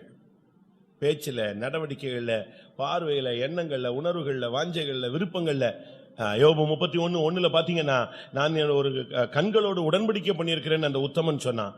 அதே போல உன் கண்ணில் ஒரு உடன்படிக்கை இருக்கணும், உன் சிந்தையில ஒரு உடன்படிக்கை இருக்கணும், செவியில ஒரு உடன்படிக்கை இருக்கணும், உன்னுடைய வார்த்தையில, நாவுல ஒரு பிரதிஷ்டை இருக்கணும். தாவீது சொல்றான், என் நாவு மீறாதபடி, என் வாய் மீறாதபடி என் வாயில என்ன செஞ்சேன்? ஒரு தீர்மானம் பண்ணினேன், என் வாய்க்கு காவல் வைத்தேன். என் வாயின் வார்த்தைகளும் இருதயத்தின் தியானங்களும் உம்முடைய சமூகத்தில் உமக்கு பிரீதியா இருப்பதாக. நீங்க தான் தேவனுடைய ஆலயம். இந்த தேவனுடைய ஆலயத்தை நீ அழகா கட்டி செய்து முடிக்கணும். முடிச்சாதான் மகிமை இறங்கும். இல்லன்னா எப்படி பேழையை கட்டி முடிச்சு அந்த கீழ் பூசி மழை பெஞ்சா மேல போறது போல இந்த ஆலயத்தை செய்து கட்டி முடித்தால்தான், பரிசுத்தமாய் செய்து முடித்தால்தான் இந்த ஆலயத்துல மகிமை இறங்கும். இல்லைன்னா நம்ம சாகலாம், ஆனா மகிமை என்ன செய்யாது, இருக்காது. நம்ம ஒருவேளை ஒரு 10 பாஸ்டர்ஸ் வரலாம், ஒரு 100-150 விசுவாசிகள் வரலாம், எல்லாரும் வரலாம். ஆனா அடக்காரான ரொம்ப கிராண்டா இருக்கும், ஆனா ஒண்ணுமே நடக்காது. ஏனென்றா உள்ள அந்த ஆலயம் என்ன செய்யப்படவில்லை, கட்டி முடிக்கப்படவில்லை. ஆலயத்தில் செய்து முடிக்க வேண்டிய வேலைகள் செய்து முடிக்கப்படவில்லை. பரிசுத்தம் இன்னும் சுத்தாங்கம் அடைகிற பரிசுத்தம் உனக்குள்ள வரல. இன்னும் உன்னுடைய பேச்சில பரிசுத்தம் வர வேண்டியிருக்கு. பாருங்க, மனம் பதறி மோசே பேசினான், அதனால கானானுக்குள்ள அவனால என்ன செய்ய முடியல, பிரவேசிக்க முடியல. அந்த இடத்தை குறித்து ஆண்டவர் மறுபடி விளக்கமா பேசும் பொழுது, இந்த ஜனங்கள் மத்தியில நீ என்னுடைய நாமத்தை பரிசுத்தம் பண்ணவில்லைன்னு சொன்னாரு. ஒரு அவிசுவாசமான வார்த்தையை பைபிள் சொல்லுகிறது, நீ உன் வாயினால் என்னை பரிசுத்தம் பண்ணவில்லைன்னு. அப்ப பார்த்தா நம்ம வீட்டுல மனைவி என்னெல்லாம் பேசுறோம், பிள்ளைகளை என்னெல்லாம் பேசுறோம், தாய் தகப்பனை என்ன மாதிரிலாம் பேசுறோம், பேசுறீங்களா இல்லையா? டென்ஷன் ஆயிட்டுனா தாறுமாறா பேசுற விசுவாசிகள் இருக்காங்க. நம்மகிட்டே அந்த வார்த்தையை இப்படி சொன்னான்ட்டு நம்மகிட்ட தடதடன்னு பேசுறான். அப்ப இவனுக்குள்ள அது ஸ்டோர் ஆகி போய் கிடக்குது. அந்த பழக்கம் அப்படி இருக்கு அவனுக்குள்ள, ஜென்மம். அதை நீ பேசவே கூடாது. விபச்சாரம் முதலான வார்த்தை உன் வாயிலிருந்து என்ன செய்யக்கூடாது, வரக்கூடாது. விக்கிரகங்களின் பேர் முதலாய் உன் வாயிலிருந்து என்ன செய்யக்கூடாது, வரக்கூடாது. அப்படி இருக்கும்போது நீ எப்படி அதை அவன் சொன்னான்னு சொல்லிட்டு நீயே சொல்லி காட்டிக்கிட்டே இருந்தீங்கன்னா எப்படி இருக்கும்? நம்முடைய வார்த்தை எப்படி இருக்கிறது, நம்முடைய ஆலயம் எப்படி இருக்கிறது? சகலத்தையும் செய்து முடித்தவர்கள் என்று சொன்னால் பேழையை செய்து முடித்தவர்கள், சேர்த்து கொண்டவர்கள், குடும்பமாய் உள்ளே பிரவேசித்தவர்கள். அடுத்ததாக ஆலயத்தை கட்டி முடிப்பது. பரிசுத்தம் தாங்க தேவனுடைய கடைசி பூரணம். பரிசுத்தமாகுதலை தேவ பயத்தோடு பூரணப்படுத்த கடவோம். மூன்றாவது 1 ராஜாக்கள் 5 பாயிண்ட் சொல்லியிருக்கேன். 1 ராஜாக்கள் 5 பாயிண்ட் மொத்தம், அதுல 3வது பாயிண்ட் பயப்படுறாங்க. 1 ராஜாக்கள் 8ஆம் அதிகாரம் 54ஆம் வசனம். சாலமோன் கர்த்தரை நோக்கி இந்த ஜெபத்தையும் வேண்டுதலையும் எல்லாம் செய்து முடித்த பின்பு அவன் கர்த்தருடைய பலிபீடத்துக்கு முன்பாக தன் கைகளை வானத்துக்கு நேராக விரித்து முழங்கால் படியிட்டிருந்ததை விட்டு எழுந்து. பாருங்க, நீங்க அந்த வசனம் படிச்சு பாத்தீங்கன்னா அவன் இங்க செய்து முடிச்சது என்ன தெரியுமா? ஜெபம், வேண்டுதல். உனக்குன்னு ஒரு ஜெபம் இருக்கு, அதை நீ செய்து முடிக்கணும். செய்து முடிச்சிருப்பீங்களா? ஒரு விசுவாசிக்கு ஜபிக்கிறதுக்குன்னு ஒரு டைம் இருக்கு, ஒரு ஊழியக்காரனுக்குன்னு ஜபிக்கிறதுக்கு எப்பொழுதும் ஜபிச்சுக்கிட்டே இருக்கணும் ஒரு பகுதி. ஆனா நம்முடைய ஜபம் முடிஞ்சிச்சா? நீங்கள் செய்து முடிச்சிட்டீங்களா ஜபங்கள்லாம்? அன்னன்னைக்கு செய்ய வேண்டிய ஜபத்தை செய்யாம எத்தனை வருஷமா ஸ்டோர் ஆகி கிடக்கு தெரியுமா? எத்தனை 4 மணி ஜபம் போயிடுச்சு, எத்தனை 10 மணி ஜபம் போயிடுச்சு, எத்தனை குடும்ப ஜபம் போயிடுச்சு, எத்தனை ஏரியா பிரேயர் போயிடுச்சு, எத்தனை சகோதரிகள் ஜபம் நஷ்டப்படுத்திட்டோம், எத்தனை சகோதரர் ஜபம் நஷ்டப்படுத்திட்டோம். நீங்க உங்களை நீங்களே கேள்வி கேட்டு பாருங்க. கர்த்தர் உன்னோடு தான் பேசுறாரு. எனக்கு நேற்று நைட்டு கார்ல வரும்போது, ஆண்டவரே எனக்கு ஒரு புது தாட்டு கொடுங்க, அப்பதான் இது வந்துச்சு. திருப்பி உட்காந்து இப்ப காலையில தான் ஃபாஸ்ட் ஃபுட் மாதிரி ரெடி பண்ணி தூக்கிட்டு வந்தேன். சகலத்தையும் செய்து முடித்தவர்களா எனக்கு முன்னால என் ஜனத்தை நிக்க சொல்லு. அப்ப என்னத்தை செய்து முடிக்கிறது? முதல்ல பேழையை கட்ட சொல்லு, 2வது ஆலயத்தை கட்ட சொல்லு, 3வது ஜப ஜீவியத்தை கட்ட சொல்லு. ஜபத்தையும் வேண்டுதலையும் செய்து முடித்த போது அதுக்கு பிறகுதான் அவன் முழங்கால விட்டு எழும்பினான். அவன் ஜபத்தை விட்டு நீ முழங்கால விட்டு ஜபம் முடியாம நீ ஜபம் முழங்கால விட்டு எழும்ப கூடாது. உன்னுடைய ஜபத்தை நீ சரிப்படுத்த வேண்டிய ஒரு நேரம் வந்து விட்டது. அதுக்கு ஒரு ஜப ஆவி இருக்கு. சகரியா 12:10 கிருபையின் ஆவியும் விண்ணப்பங்களின் ஆவியும் நான் அவர்கள் மேல் ஊற்றுவேன். அப்பொழுது தன்னுடைய ஒரே பேரானவனுக்காக புலம்புகிறது போல என்னை நோக்கி புலம்புவார்கள், தன் தலைச்சன் பிள்ளைக்காக மார்பில் அடிக்கிறது போல அடித்து புலம்புவார்கள். எப்படி இருக்கும்? ஒரு பையன் இருந்து செத்து போனா, 4 பையன் இருந்து மூத்தவன் செத்து போனா எப்படி அழுவானோ அப்படி கதறி ஜெபிக்கிற ஒரு ஜெபம். அதுல நீங்க பின்னால சகரியா 12:10 கீழே போய் வீட்டுல உட்கார்ந்து படிச்சு பாருங்க. குடும்பம் குடும்பமாய் புலம்பும், வம்சம் வம்சமாய் புலம்பும், ஸ்திரீகள் தனித்தனியாய் புலம்புவார்கள், புருஷர்கள் தனித்தனியாய் புலம்புவார்கள். புலம்புவார்கள் ஜெபிப்பார்கள் அர்த்தம். அப்படி ஒரு ஜெபம் நமக்கு இருக்கா? இந்த ஜெபத்தை, இந்த ஜெப ஜீவியங்கிறது அது ஒரு ஜெப வீடு. உன்னுடைய வீடு, உன்னுடைய ஜெப ஜீவியத்தை நீ கட்டி முடிக்க வேணும், செய்து முடிக்கணும். அதுக்கு செய்ய வேண்டியதெல்லாம் செய்யணும். எத்தனை ஜெபத்தை நம்ம தூக்கி எறிஞ்சிடறோம் தெரியுமா? அசால்ட்டா கேரா தூக்கி போட்டுறோம். அதுக்கெல்லாம் சேர்த்து ஒரு நாள் கணக்கு அக்கௌண்ட் கொண்டு வந்து நிறுத்துவார். எத்தனை சண்டே சர்வீஸ் கேன்சல் பண்ணினாய்? ஒருத்தர் வந்து சாட்சி சொன்னார், நம்ம ஊர்ல கூட வந்து சொன்னார். போன வருஷம் பாத்தீங்களா? இந்த வருஷம் கன்வென்ஷன்ல ஒருத்தர் சொன்னார் தெரியுமா? நான் இத்தனை லட்சம் மணி நேரம் காத்திருப்பு கூட்டத்தை என்ன செஞ்சேன், நஷ்டப்படுத்தேன் சொன்னாரா? நம்ம அதெல்லாம் கேட்க மாட்டோம், சாம்பாரத்தில் இருப்போம். சொன்னாரா இல்லையா? ஆசிரியர் கன்வென்ஷன்ல செனா நகர் விசுவாசி வந்து சொன்னார், இத்தனை மணி நேரம் காத்திருப்பு கூட்டத்தை நான் நஷ்டப்படுத்தினேன், இத்தனை மணி நேரம் சண்டே சர்வீஸை நான் நஷ்டப்படுத்திட்டேன். அதாவது ரட்சிக்கப்பட்டதுல இருந்து எத்தனை கூட்டங்களுக்கு நான் இத்தனை வருஷம் போகாமலே பைபிள் ஸ்டடியை வீண் பண்ணேன், இத்தனை மணி நேரங்கள் எனக்கு வீணா போச்சு.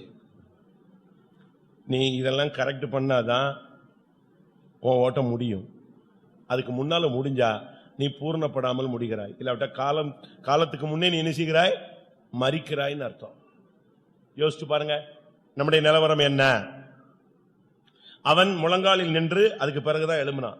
தன் ஜெபத்தையும் தன்னுடைய வேண்டுதல்களையும் செய்து முடித்த பின்பு அவன் முழங்காலில் இருந்து எழும்பி ஜனத்தை ஆசீர்வதித்தான். அவன் அங்க முழங்கால் நின்று ஒரு ஜெபம் பண்றான், ஆண்டவரே இந்த ஆலயத்தை பார்த்து ஒருத்தன் சிறைப்பட்டு போகும்போது இந்த ஆலயத்தை பார்த்தானா அவனுக்கு சுகம் கிடைக்கணும்.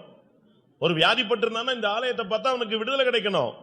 ஒரு சிறைப்பட்டு போனவனுக்கு விடுதலை கிடைக்கணும், வியாதிப்பட்டவனுக்கு சுகம் கிடைக்கணும், பஞ்சத்தில் இருக்கிறவனுக்கு செழிப்பு உண்டாகணும். அவன் சொல்றான், ஒவ்வொரு பாயிண்டா சொல்லிட்டு கடைசியில முழங்கால விட்டு எழுப்பினான். எல்லா ஜெபத்தையும் செய்து முடித்த பின்பு. சொந்தக்காரன் வந்தான்னு ஜெபத்தை விட்டுறக்கூடாது, அக்கா வந்தா ஆட்டுக்குட்டி வந்துச்சுன்னு நீ ஜெபத்தை விட்டுறக்கூடாது. ஜெபத்துக்கு தான் நீ முதலிடம் கொடுக்கணும். தானியேலுக்கு தெரியும் பத்திரத்தில் கையெழுத்தாகி விட்டதுன்னு தெரியும்.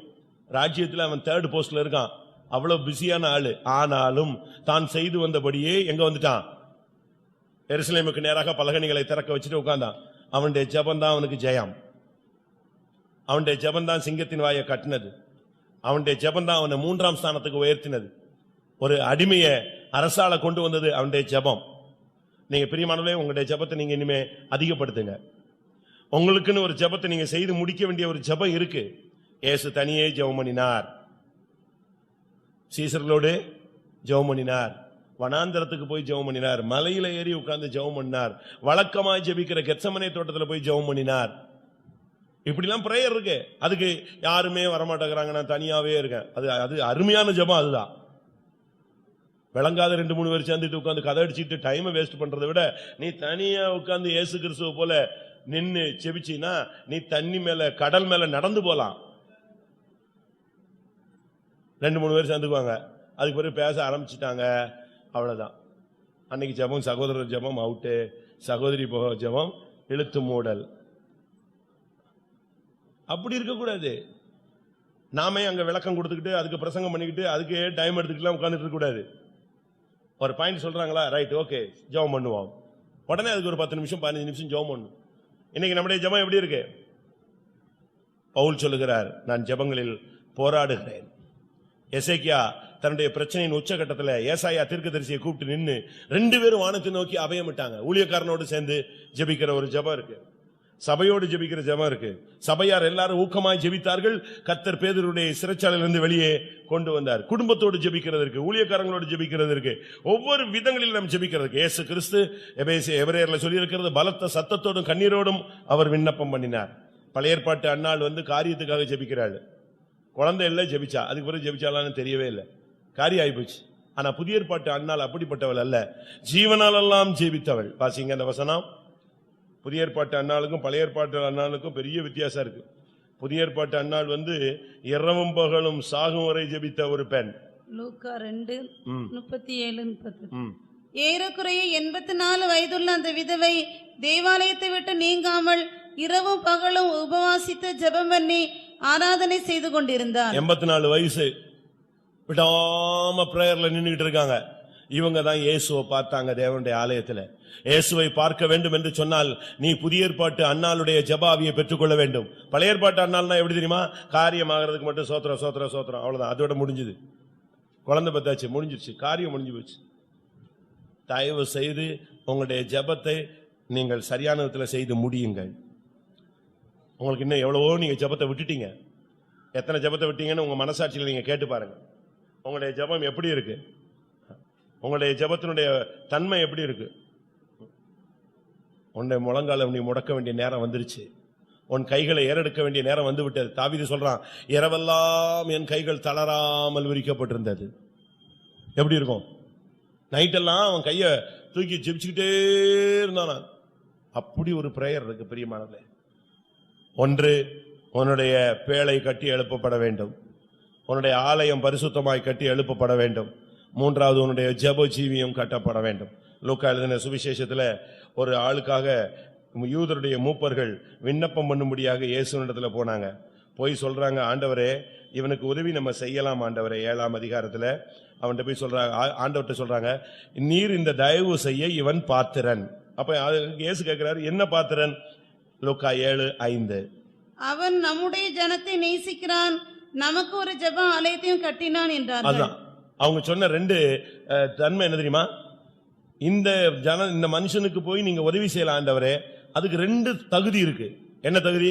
முதலாவது, இவன் நம்முடைய ஜனத்தை என்ன செய்யறான்? நேசிக்கிறான். இரண்டாவது, அவன் ஜெப ஆலயத்தை கட்டினான். நீங்க ஜெபிச்சு பாருங்க, உங்க வீட்டுல ஆண்டவர் இருப்பார். உங்க வீட்டு விட்டு போக மாட்டார்.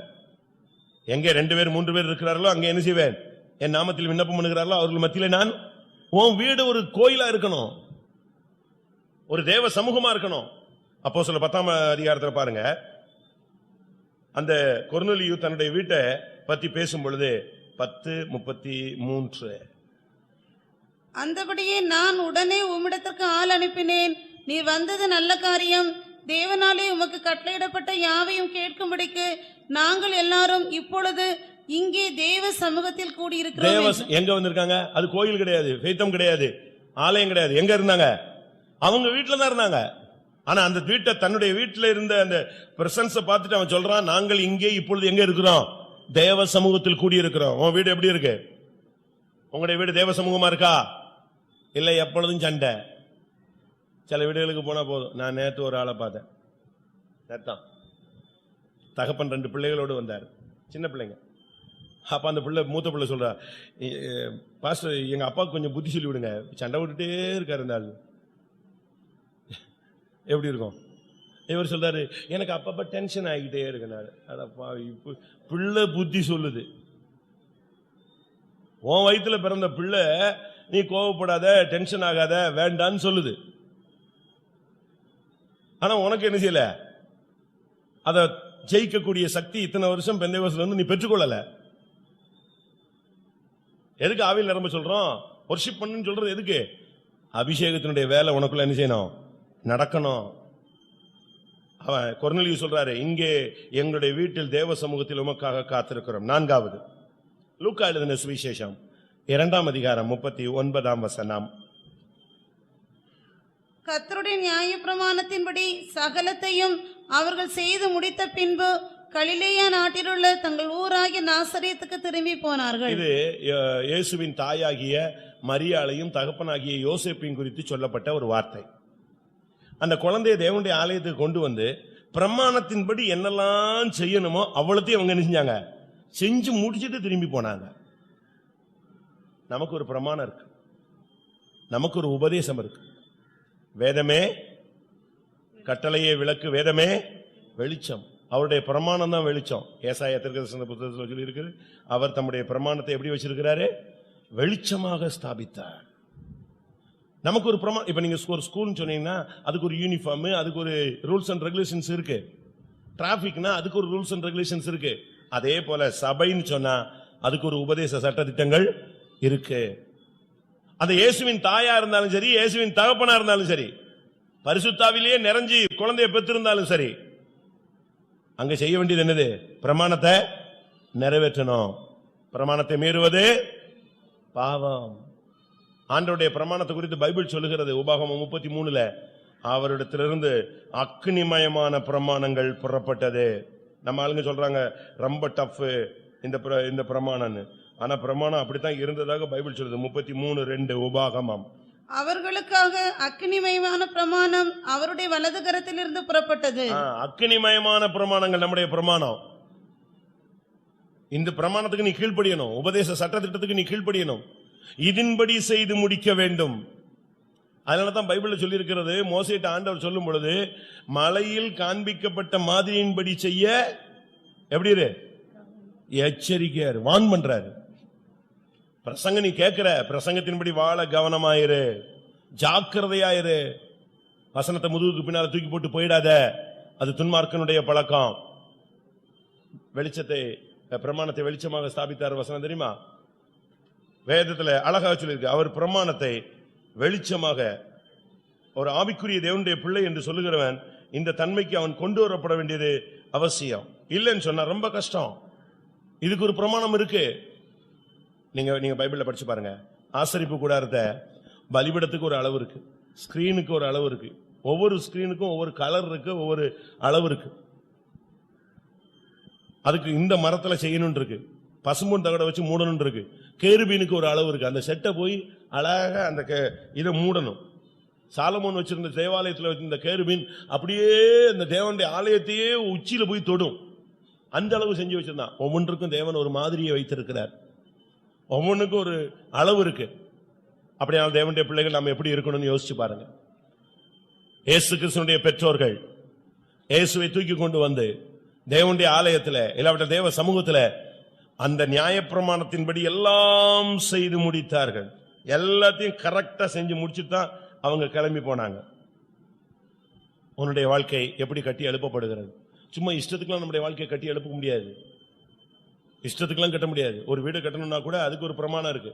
அதுக்கு தூக்குநூல் பிரமாணத்தின்படி செய்யப்பட்ட கட்டப்பட்ட ஒரு மதிலின் மேல் ஆண்டவர் வந்து நின்றார். எதுல வந்து நிற்கிறாரு? வாசிங்க அந்த வசனம். தூக்குநூல் பிரமாணத்தின்படி கட்டப்பட்ட அந்த இடத்தில் வந்து ஆண்டவர் நின்றாராம். அவர் நிக்கிற இடம் வந்து சாதாரண இடம் இல்ல, தூக்குநூல் பிரமாணத்தின்படி கட்டப்பட்ட ஒரு மதில். தூக்குநூல் பிரமாணம் தெரியல உங்களுக்கு எல்லாருக்கும், எல்லா கொத்த வேலை செய்யறவங்க கையிலயும் அது இருக்கும்.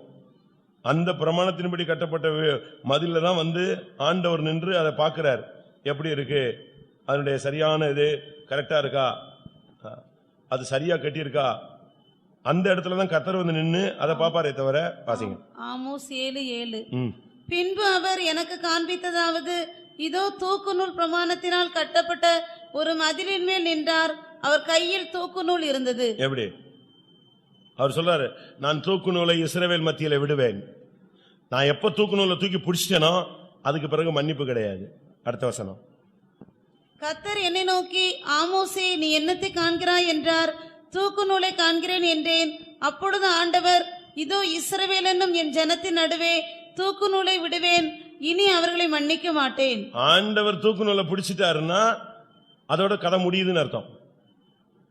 அதனாலதான் நான் சொல்றேன், உங்களுடைய நம்முடைய பிரமாணத்தின்படியே உங்களை கொண்டு வாங்க. சரியா நம்முடைய பாசிட்டிவ் அவர்கள் அழகா சொல்லுவார். பிரமாணத்தின்படி ஒரு ஊழியக்காரன் இந்த சபையில செயல்பட்டான்னா எக்காரணத்தை முன்னிட்டும் அவன் பின்மாறி போக மாட்டான், பாவத்துல விழ மாட்டான், தடுமாறவே மாட்டான். அந்த 4 மணி ஜெபம், 6 மணி ஜெபம், 10 மணி ஜெபம், உபவாசம், அந்த விசிட்டிங் முறைமைகள், அந்த சரியான பிரமாணத்தின்படி போக்கு வரத்து பழக்க வழக்கங்கள், அவனுடைய நடை உடை பாவனெல்லாம் இந்த பிரமாணத்துல கரெக்டா நின்னுச்சுன்னா, இது தேவன் சொல்லி தான் இந்த பிரமாணத்தை அப்ளை பண்ணியிருக்காங்க பரிசுத்தவான்கள். இந்த ட்ரெஸ்ஸுக்கே ஒரு தரிசனத்தோட தான் இந்த ட்ரெஸ் போட்டிருக்காங்க.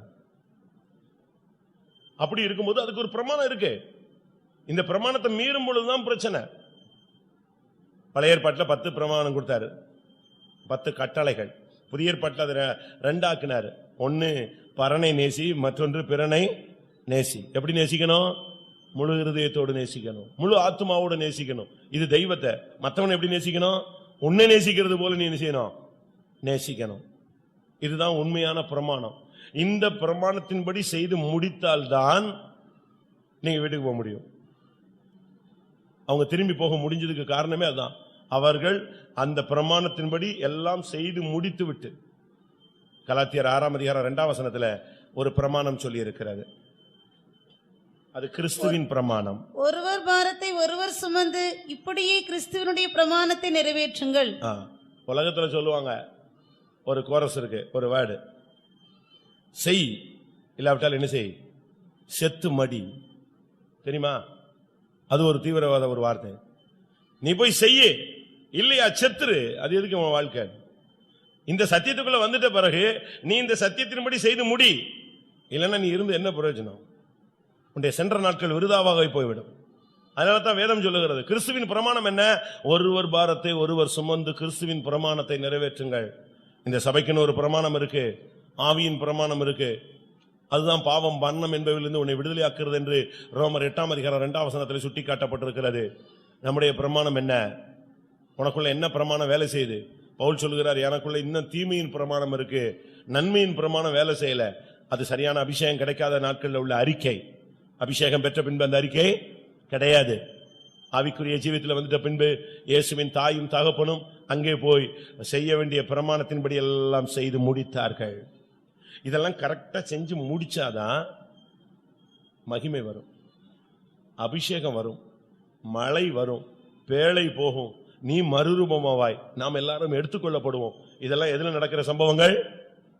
கடைசியாக யோவான் 17:4. யோவான் எழுதின சுவிசேஷம் 17ஆம் அதிகாரம் 4ஆம் வசனம். பூமியிலே நான் உம்மை மகிமைப்படுத்தினேன், நான் செய்யும்படி நீர் எனக்கு நியமித்த கிரியையை செய்து முடித்தேன். இது இயேசு செய்த கிரியை. முதலாவது நாம் பார்த்தது நோவா செய்தது, இரண்டாவது பார்த்தது ஈராம் செய்தது, மூன்றாவது பார்த்தது சாலமோன் செய்தது, நான்காவது பார்த்தது இயேசுவின் தாய் தகப்பன் செய்தது.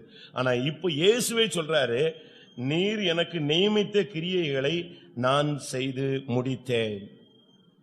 சிலுவையில செய்து முடித்தாரா இல்லையா? நமக்குன்னு இந்த பாதையில சில பாடுகள் உண்டு, உபத்திரவங்கள் உண்டு, நிந்தைகள் உண்டு, அவமானங்கள் உண்டு, இருதயம் குத்தப்படக்கூடிய அனுபவங்கள் உண்டு, கசப்பான காடி சில நேரத்தில் குடிக்க வேண்டியிருக்கும். இயேசு எந்த எருசலேம்ல மரிச்சவனை எழுப்பினாரோ, எந்த ஊர்ல அற்புதம் செஞ்சாரோ, அதே வீதியில எப்படி போனாரு? அதே வீதியில எப்படி போனாரு? சிலுவை சுமந்து அடிபட்டு போனார். நல்லா புரிஞ்சுக்கோங்க.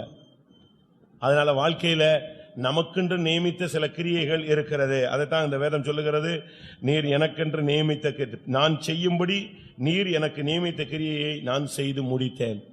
அந்த பிதா அவரை என்ன செய்யணும்னு வச்சிருந்தாரோ ஒரு அடி கூட குறையல. வார அடியில ஒரு அடி கூட என்ன செய்யல, குறையல. அடிச்சு பிச்சு எடுத்து தான் நிப்பாட்டினான். முள்முடி சூட்டப்பட்டு தான் தொங்குதான். கடைசியில ஒரு குத்து வர வேண்டியிருந்துச்சு. ஏன்னா ரத்தம் எல்லாம் வெளியே வரல. இந்த காயங்கள்ல இருந்து எல்லா ரத்தமும் என்ன செய்யல, வெளியே வரல. அதுக்காக யாரை வச்சு குத்துனாரு? ஒரு போர்ச்சேவனை வச்சு என்ன செய்யப்பட்டது? ஈட்டினால் விலாவு குத்தப்பட்டது. அப்பொழுது ரத்தம் வந்துட்டு அடுத்து எது வந்துருச்சு? தண்ணீர் வந்தது. அப்படின்னா அதுக்கு பிறகு என்ன கிடையாது? ரத்தம் கிடையாது. நீர் எனக்கு நியமித்த கிரியையை நான் செய்து முடித்தேன். அதனாலதான் இயேசு கிறிஸ்துவை பற்றி சொல்லி இருக்கிறது, எல்லா வானங்களுக்கு மேலாக அவர் உயர்த்தப்பட்டார். அப்ப நாமும் எல்லா வானத்துக்கும் மேலாக உயர்த்தப்படணும்னா நமக்கென்று நியமிக்கப்பட்டதான கேவலம், அவமானம், துக்கம், கசப்பு, சஞ்சலம், சிலுவை, உபத்திரவங்களில் குறைவானது, இதெல்லாம் நம்ம கடந்து போக வேண்டியது அவசியம். அப்படித்தானே? சரிதானா? அநேக உபத்திரவங்களினால் வழியாக நாம் என்ன செய்யணும்? தேவனுடைய ராஜ்யத்துக்குள் பிரவேசிக்க வேண்டும். பிரியமானவர்களே, இந்த பாதையினுடைய பூரணம் என்பது சிலுவை. சகலத்தையும் செய்து முடித்தால் அவர் முன்பாக நீ போய் நிற்பாய். சகலத்தையும், ஒரு வசனம் உண்டு, அவன் ராஜாக்களுக்கு முன்பாக போய் நிற்பான். நாம் ஆண்டவருக்கு முன்பாக போய் நிற்க வேண்டும். அந்த அளவு நாம் நம்மை தகுதிப்படுத்திக் கொள்ள வேண்டியது அவசியம். இயேசு சகலத்தையும் செய்து முடித்தது போல, ஈராம் ஆலயத்தை கட்டி செய்து முடித்தது போல, நோவா பேழையை செய்து முடித்தது போல, சாலமோன் ஜெபஜீவியத்தை கட்டி செய்து முடித்தது போல, இயேசுவின் தாயும் தகப்பனும் நியாயப்பிரமாணத்தை செய்து முடித்தது போல, இயேசு சிலுவையிலே தேவசித்தம் செய்தது போல. இயேசுவின் தேவசித்தங்கிறது பயங்கரமானது, பயங்கரமானது. அந்த லாஸ்ட் மினிட்லாம் அவருக்கு இருந்த வேதனை எல்லாம் சொல்லவே முடியாது. அவ்வளவு கொடூரமான வேதனை. அப்படியே நமக்காக அவர் சகித்தார். நன்மையும் பிரியுமான தேவ சித்தம் இன்னதென்று பகுத்தறியுங்கள். உங்களுடைய சரீரங்களை ஜீவ பலியாக ஒப்புக் கொடுக்க வேண்டும் என்று தேவனுடைய இரக்கங்களை முன்னிட்டு வேண்டிக் கொள்கிறேன். ஆண்டவர் நம்மை குறித்து என்ன எழுதியிருக்கிறாரோ அதை நாம் செய்ய வேண்டியது கடமை. கர்த்தருக்கு பிரியமானவன், கர்த்தருக்கு சித்தமானவன் பாபிலோனிலும் தேவ சித்தம் செய்வான். சகலத்தையும் செய்து முடித்தவர்கள் மாத்திரமே அவருக்கு முன்பாக நிற்க வேண்டும், முடியும். அவருக்கு முன்பாக நிற்க விரும்புகிறவர்கள் எல்லாரும் கண்களை மூடுங்கள். சில நிமிடங்கள்.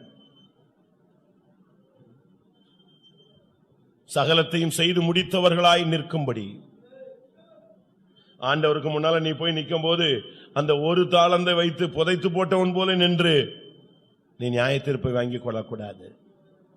அந்த 5 தாலந்தை வைத்தவன் சம்பாதித்தது போல அவர் பார்த்து உன்னை பார்த்து சொல்லணும், ஓ உண்மையும் உத்தமும் உள்ள ஊழியக்காரனே, உன்னுடைய எஜமானுடைய சந்தோஷத்துக்குள் பிரவேசி. நீ கொஞ்சத்தில் உண்மையா இருந்தாய், உன்னை நான் அநேகத்தில் அதிகாரியாய் வைக்கிறேன். இந்த வார்த்தை உனக்கும் எனக்கும் கிடைக்குமா? அப்படி கிடைக்கணும்னு ஆசைப்பட்டவங்க எல்லாம் பைபிளை மூடி வச்சுட்டு கொஞ்ச நேரம் முழங்கால் போடுங்க. ஒரு 2-3 நிமிடங்க. ஆண்டவரே, சகலத்தையும் செய்து முடிக்க எனக்கு உதவி செய்யும். இல்லாவிட்டாலும் உமக்கு முன்பாக நிற்க முடியாதே சுவாமி. நான் குற்றவாளியாய் உமக்கு முன்பாக நிற்க விரும்பவில்லை, சகலத்தையும் செய்து முடித்தவனாய் உமக்கு முன்பாக நிற்க விரும்புகிறேன். எத்தனை பேருக்கு அந்த வாஞ்சை இருக்கிறது? இன்னைக்கு இயேசு என்னைய கூப்பிட்டு என்னை ஓட்ட முடியுதுன்னு சொன்னா சகலத்தையும் செய்து முடித்தவனாய் மாறணும். நியாய பிரமாணத்தின்படி சகலத்தையும் செய்து முடியுங்கள். அன்பின் பிரமாணத்தின்படி, கிறிஸ்துவின் பிரமாணத்தின்படி, ஆவியின் பிரமாணத்தின்படி சகலத்தையும் செய்து முடியுங்கள். பிதா உங்களுக்கு நியமித்த கிரியையை செய்து முடியுங்கள். அது பாடுகளோ, வேதனையோ, கசப்போ, துக்கமோ, பூர்ணத்தை நோக்கி அடியெடுத்து வையுங்கள். உன்னுடைய ஜீவியத்தை பரிசுத்தமாய் செய்து கட்டி முடிப்பாயாக. உன்னுடைய சபையை ஐக்கியத்திலே கட்டி எழுப்புவாயாக. உன் குடும்பத்தை கட்டி எழுப்புவாயாக. சமாதானத்திலும் அன்பிலும் நீ கட்டுவாயாக. உன் ஜெப ஜீவியத்தை கட்டுவாயாக. உன் ஜெபாலயம் கட்டி எழுப்பப்படட்டும். கர்த்தர் உன்னோடு தான் பேசிக் கொண்டிருக்கிறார். இது உனக்குரிய வார்த்தை. நீ வீட்டுக்கு போனாலும் உன்னுடைய 2 காதுகளிலும் உன் இருதயத்திலும் இது தொனித்துக் கொண்டே இருக்கும். என் மகனே, சகலத்தையும் செய்து முடி. உன் வீட்டு காரியத்தை ஒழுங்குபடுத்து. நான் என் சபையை சேர்க்க வரப்போகிறேன். மனவாட்டியை சேர்க்க வரப்போகிறேன். என் சம்பத்தை சேர்க்க சீக்கிரமாய் வரப்போகிறேன். திருடனை போல வருகிறேன்.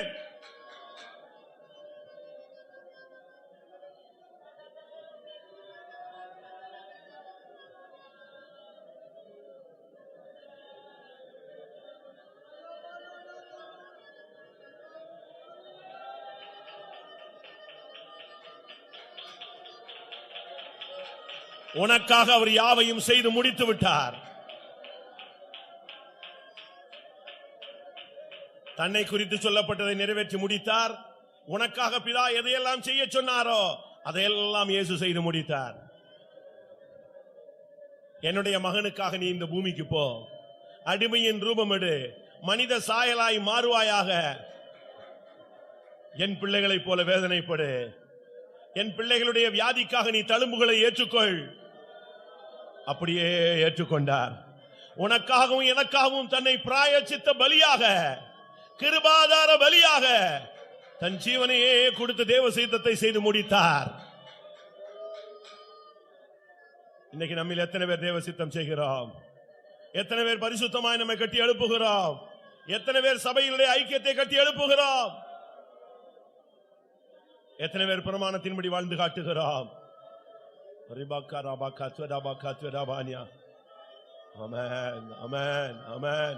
சகலத்தையும் செய்து முடித்தவர், எல்லாம் முடிந்தது என்று சொன்னவர், சகலத்தையும் செய்து முடித்தவர்களை சேர்க்க வரப்போகிறார். சகலத்தையும் செய்து முடித்தவராய் நிற்கக்கூடியவர்களை சேர்க்க இயேசு வரப்போகிறார். அப்படிப்பட்டவர்களை மகிமையான சன்னிதானத்தில் அவர் நிறுத்த வல்லவர். ஹல்லேலூயா. நீ சகலத்தையும் செய்து முடித்து நீ அங்கே போய் நின்றால் உனக்கு இருக்கிற பிரதிபலன் கால பாடுகள் இனி ஒரு மகிமைக்கு ஒப்பிடத்தக்கவைகள் அல்ல.